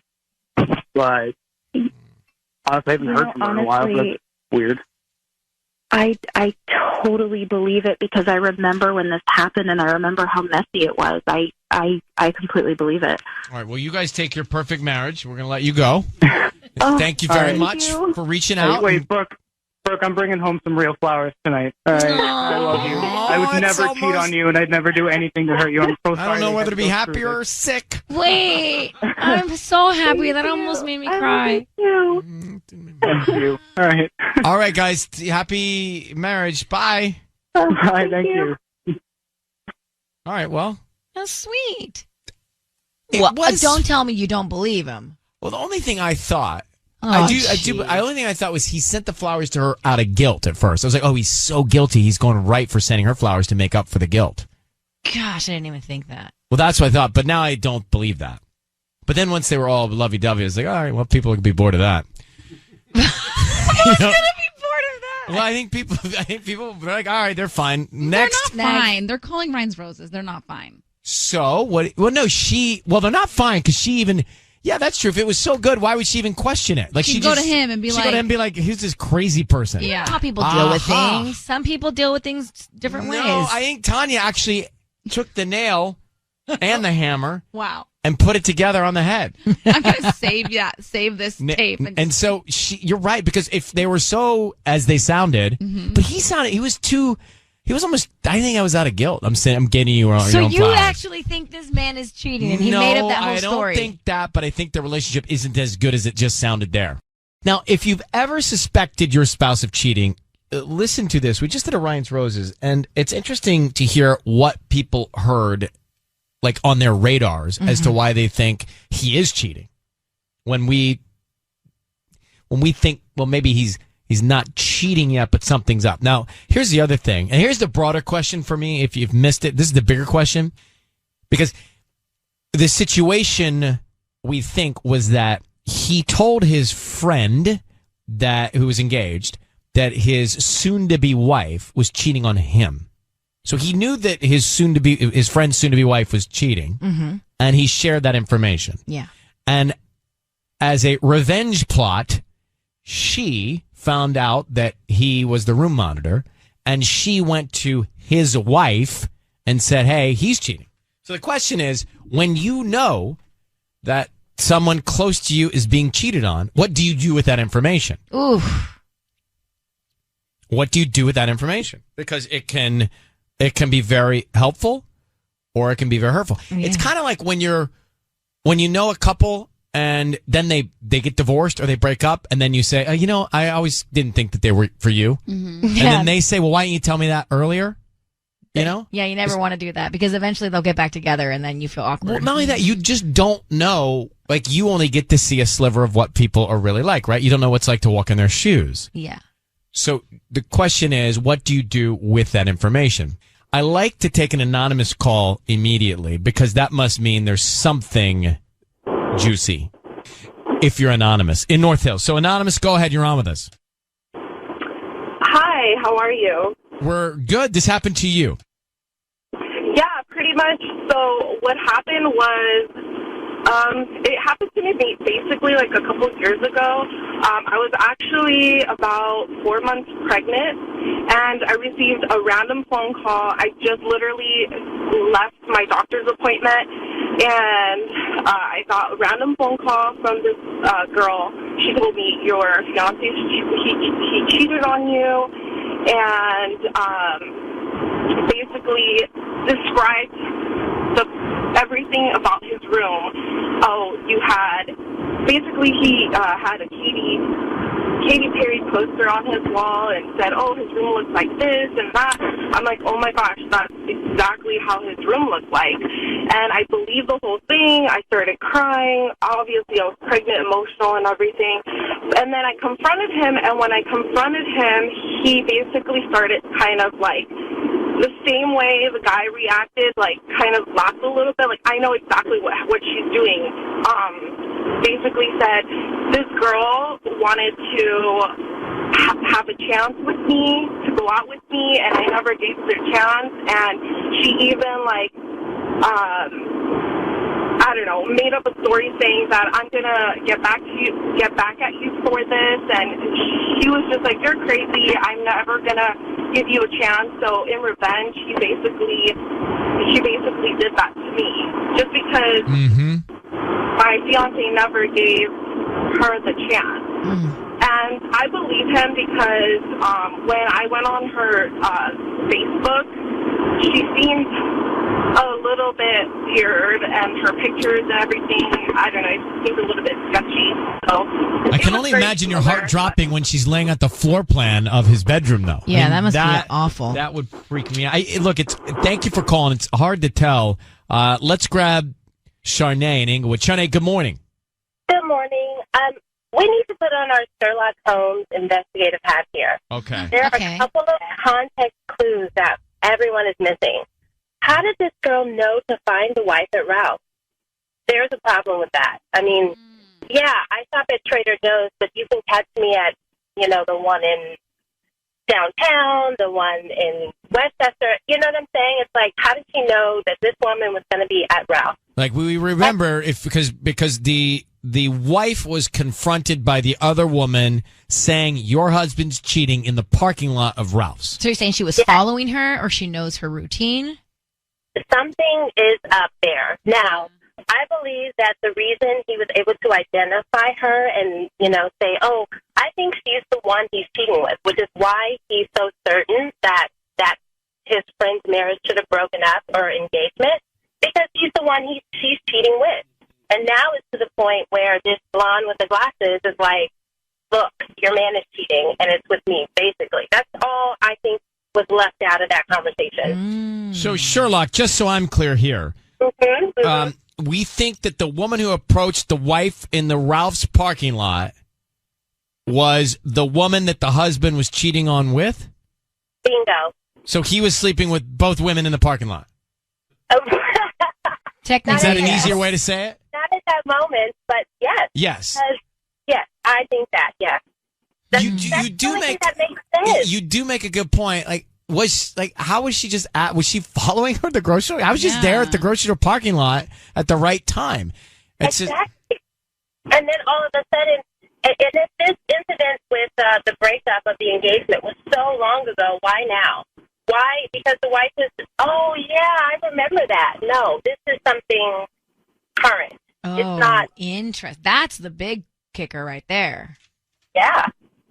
Okay. So, I mean, you guys are spot on a lot of times. It's a little iffy at other times, but equally not as much with sometimes. This Roses, I said, listen, I have to call in because Ryan felt some skepticism, but he didn't get there. So, well, I did feel something's wrong. I did not think he was cheating, but I hear what you're saying. What do you do? I'm just curious. What is your occupation? I'm a clothing designer. That's what I thought. All right. Well done. Thanks for calling. Thanks. Bye. Bye. Bye. I mean, she's really giving context clues. Oh, yeah. We are just talking about what you do. This kind of came from the Ryan's Roses, but the broad stroke is what do you do when you know that someone close to you, a sibling or a good friend, is being cheated on? What do you do with that information when you know that by sharing it could really turn things upside down? Right. Danielle in Inglewood, so your best friend's boyfriend cheated, right? Yes. Hi, Ryan. Hi, good morning. Good Hi, morning. Daddy. Hi. Good morning. Hi, yes. Hi. I'm sorry. Yes. Yes, he Okay. did. So what? Tell me. So your best friend. I gotta follow. This is like, I gotta follow this with a pen. So your best friend's boyfriend, okay, cheated and got another girl pregnant. Oh. Yes. And you found out. You knew that she was being cheated on. Yes, I knew it, and I felt so bad when I found out. I felt horrible. I didn't know what to do. I even asked my parents, what do I do? They told me to stay out of it. It's the easy way out and to cause no trouble. But you didn't listen to your parents, did you? No, I didn't. So what'd you do? What she told him, and what happened when you shared the news? When I shared the news, she did not believe me. She got her boyfriend on the phone. He was denying everything. And I felt so bad, but I was like, I felt like I did the best thing that I should do because it was my friend. I just followed my heart. And we weren't friends for a while. But eventually we started talking again, and it all came out that it really was true and that he did get the girl pregnant. Oof, wow. So she found out the truth. Listen, and they ended up breaking up. You are a good, proactive friend. Yeah. There are other Thank you. friends that are just like, not my problem kind of friends, and they just stay out of it. Well, how could you go day after day after day knowing this information, though, and then hanging out with your friend? Yeah. I feel like no matter what, you'd have to say something. Exactly. The only other thing I could think, as an adult now, because I was really young when this happened, was maybe, I don't know, you give an anonymous note. Yeah. But then, listen, I think in your case you did the right thing, and Danielle, I'm so glad you called with enthusiasm this morning. Thank you for listening to us. Thank you. Thank you, guys. Love you There guys. she is. Bye. Now, quickly, Daniela is on the line in LA, and she's a psychotherapist and dating expert. And you say, Daniela, that cheating is not necessarily a deal breaker, right? Hi, Ryan. Yes, I'm so glad to be on here. I really appreciated what Danielle said. It sounds like her best friend, this is before they even got married, before they have kids. But once you're married and you have kids, cheating is not necessarily, it's the symptom of a greater problem. And both individuals have a chance to make their relationship even deeper if they can rise above their egos. It does not have to be all or nothing. It's a very logical statement that you make, because I do think you can be right if the individuals can handle themselves and their emotions. And I think that is where I would have a very profound struggle. Many people do. Many people do, and it's not like it's going to happen overnight, that all of a sudden you're going to say, I forgive you, and let's go back at it. But it does, it opens up bigger wounds. But you say it's a symptom of loneliness, or a symptom of not connecting, or what other things are happening? When someone cheats on someone else, they're not thinking about the other person. They're not thinking like, oh, I'm going to cheat and hurt them. They're trying to fill a need. Maybe they don't feel appreciated. Maybe they're trying to be one up. Who knows? And I'm not saying this at all justifies that. Mm-hmm. I'm just saying that people are human, and they sometimes act before thinking, and it can often be impulsive and not even have any emotional meaning. Mm-hmm. And people need to consider that. I really think if anyone's going through this in this moment, that maybe like karma is the reason you're hearing Daniela right now, because maybe you shouldn't give up. Maybe you should. Maybe you're hearing this call on this day because you're going through it, because you shouldn't give up when you're struggling with making that decision right now in your life. Like, if there's one person right now in Southern California going through this, and you hear this call, maybe it sinks in. Maybe you can work it out. All right. Well, this is expert advice, by the way. Danielle is a pro. Okay. Yeah. Well, I wanted to add to that. I was given the honor as LA's premier divorcee success coach. So I actually work a lot with couples who've ended it because of cheating, and they are regretting it, because divorce, every 9 seconds, there's someone divorcing, and sometimes marriages can be saved if you're willing to listen to each other. What is the divorce rate 50% or higher? Well, they're saying it's higher. Millennials are not getting married anymore. They don't really have some great examples around them. Told you guys I was a millennial over here. Told you guys I was a millennial. Cusp millennial. Marriage is not what it used to be. We need to redefine marriage as long-term partnership and what that entails. Because marriage, as we've known it, is not really working out for a lot of people today. And if we can talk about what makes a long-term relationship and focus on that, not necessarily the marriage, then I think we will have better success. Interesting. I agree. Great. I like that. Great conversation. Daniela, thanks for calling. Yeah, it's my pleasure. Happy to come back anytime. Okay, don't eat any avocados. We need you. Okay. There's a recall. We were talking to Daniela a few minutes ago, psychotherapist, dating expert. Mm-hmm. Who says that we should not give up when we're cheated on, because it's a symptom of a deeper issue that could be resolved. And that when someone cheats, they're not trying to hurt somebody, they're just missing something. There's a void. And I said, well, maybe in this moment, Daniela, with you calling with that kind of guidance and advice, maybe in this moment there's somebody listening right now going through this, and serendipitously, or through karma, they're hearing you say that today, which means they shouldn't give up when they thought maybe they were about to give up. And then D called in Los Angeles, and you're currently trying to decide if you want to forgive your husband for cheating, right? Yes. Wow. Like, it happened a while ago in October. We had just took the kids to the pumpkin patch, and I posted a picture. So, long story short, over a year ago, after we had our second kid, he asked me for a divorce. I tried to kind of work things out. He said he didn't want to work it out, and I was a stay-at-home mom. So I went and I got a job. I got a car. I was doing really good. And then August, he's like, hey, I want my family back. So I'm like, all right, cool. Let's work on it. October, this girl messages me on Instagram, and she says my husband's full name, and she's just like, he's a liar. And I'm like, can you elaborate? Because all people lie. That doesn't make any sense. And she, like, sends me pictures of them two together and, like, matching sweatshirts. And, like, she starts, like, calling my kids names, but not, like, their full names. They're, like, nicknames. Like, only names that we call them. Oh. And she's like, yeah, you remember those outfits? And she described the outfits. She's like, yeah, I bought those. He came home with those outfits and said he bought it for the kids. Easter baskets, I'm sorry, like a whole bunch of stuff. And I'm like, okay, did you guys sleep together? And she's like, well, what do you think? And I'm like, well, that doesn't really tell me anything. And she's like, just going on and on and on. I asked him about it, and he says that it's some girl that I guess from some guy he used to be friends with, I guess his baby mama, and supposedly she's his best friend. And I'm like, dude, we've been together for how long, and we're married? I've never known about this girl. She didn't come to our wedding. Like, who is this person that's supposed to be your best friend? Because you know all of my friends, and I thought I knew all of your friends. And, like, she kept, like, bringing up stuff, like, different arguments we had. She knew where I worked, the city that I worked in, like, all kinds of stuff. And he just kept saying, like, no, we didn't do anything. You sure?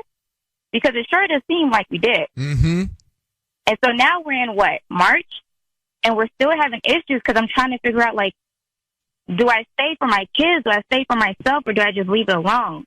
And listening to her, I'm like, you know what? Maybe I should just try. Wow. I don't know. I think look,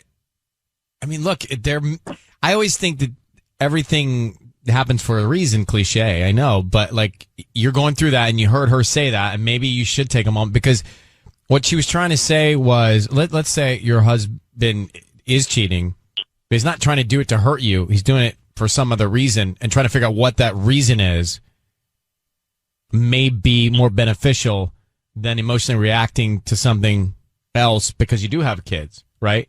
So, right. You still haven't determined whether or not for sure he's not admitted to cheating yet? No, he says that he did it. And I like, a small part of me, I really do believe him, because she wouldn't even answer. And I just feel like if I hit up another female and I'm like, hey, I slept with your husband, like, I'm going to give receipts. Like, I will let you know everything. She wouldn't even allow me to, like, you know, even like call her on the phone while he was there. He wouldn't even call her. So I'm not exactly sure. I would say that I'm sure that he spent a lot of time with her, but I cannot, like, honestly tell you, like, yes, right, I think they slept together. Why don't you take the advice Daniela gave and in your own way use it for the moment to say to your husband, this is not going to break us, but I want to get to the root of what's going on. And right. if it happened or it didn't happen, let's talk about it. And if it did or didn't, let's talk about why. But I'm not going to let it break us. Because maybe that's a way to try and take a step in the direction of keeping it together. I think that's a good idea. Because I honestly thought about doing the Ryan's Roses, but he listens to it with me in the morning. So I'm like, that's not going to work. He's not going to fall for that. All right. Well, I think you should not let it break yet and see if you can get, really to the root of what's going on. Exactly. Dee, I'm glad you called. I think that's what I need. I need that. So that's the only way I'm going to be able to get over it. All right. Well, keep us posted, and thank you for listening. Thank you for having me. Thank you so much, guys. Bye. Bye.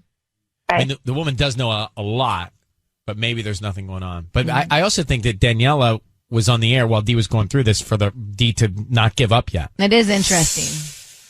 To be in that situation. So you got to just sit down. It's all about communication. It's all about like you said. You say that. You say that. It's so impossible. Like sometimes. what you just said, getting down to the root of it.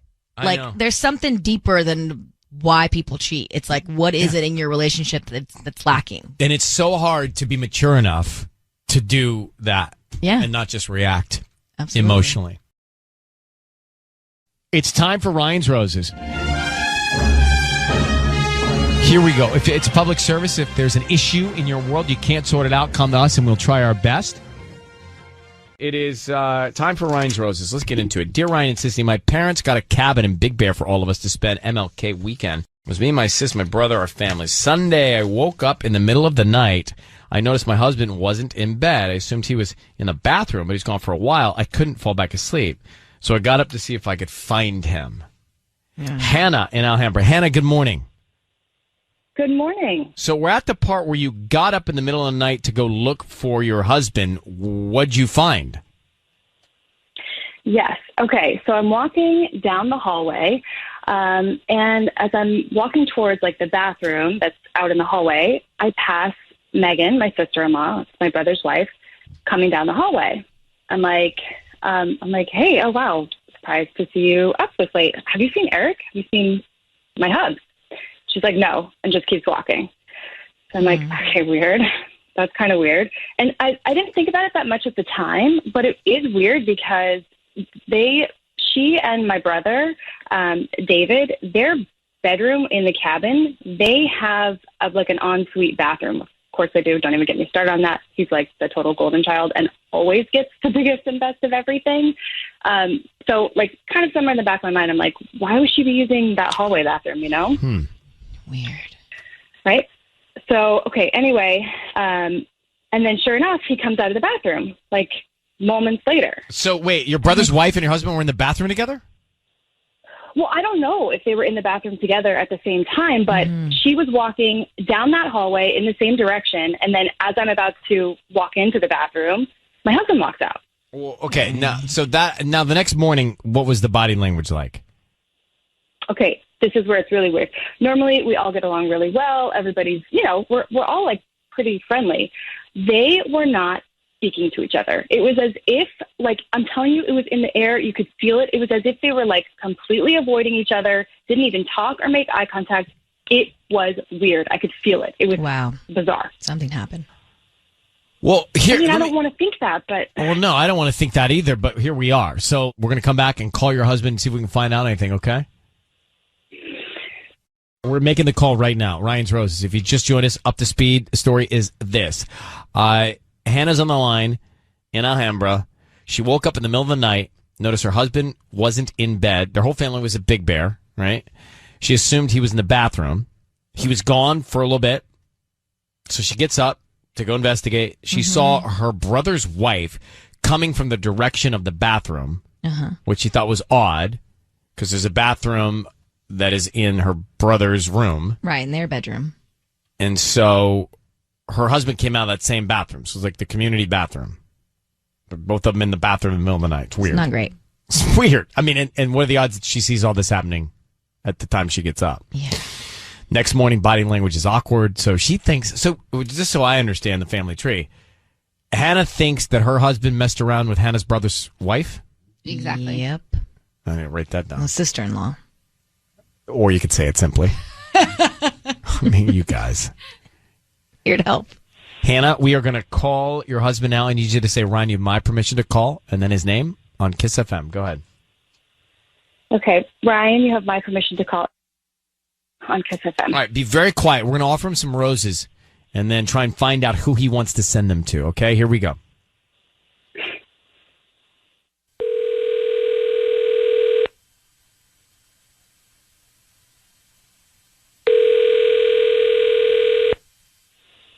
Hello?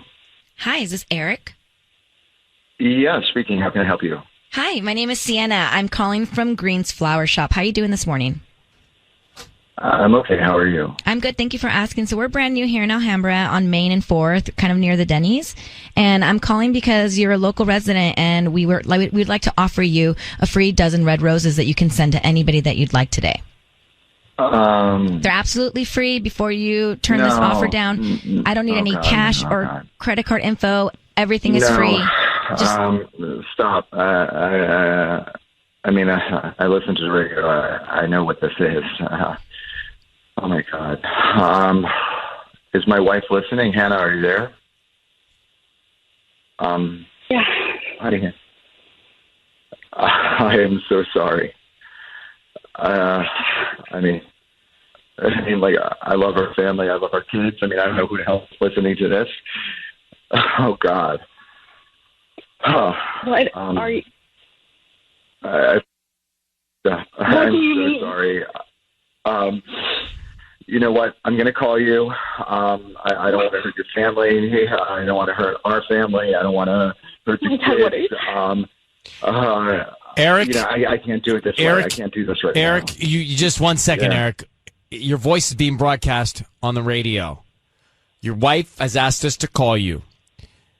She knows what's going on. I can't do this right now. No, I know, but she understands what's going on. She knows that you are messing around with her sister-in-law. Hannah, I am really sorry, and I'm going to call you. So is that true, Eric? Before you go, is that true? serious? Is that true, Eric? I'm going to call you. Eric, before you call her, is that true? To do this now. I'm just going to call you, honey. true. I'm so sorry about all this stuff. Sorry. I'm going to go. Okay, so Eric, you're cheating on your wife with her brother's wife. I love you, Hannah. Bye. Okay, that's a yes. Hannah, I'm going to let you go so you can handle this. I think you have your answer. I'm so sorry, Hannah. Oh my god. I can't believe it. I can't believe it. I don't even know what to do. This is not real. It is my what God. you saw. It is what you saw. Hannah, good luck. And I mean, this is a really complicated one with family and everything. I know. All right, Hannah. We have kids. Go sort it. Oh my God. I'm sorry. I'm so sorry. Oh, okay. I guess I have to go talk to him. I think you Thank do you. what you need to do. I don't know what to do. Okay. I'm going to go talk to him. Okay, Hannah, good luck. That's all I can do. Thank you. Oh my goodness. That one really hurt. I mean, you're talking about your spouse, and you're talking about having to deal with the other layer, which is your brother's wife. His family's torn apart. Torn apart. There's a lot of sketchiness from Eric from the get-go, obviously. Mm-hmm.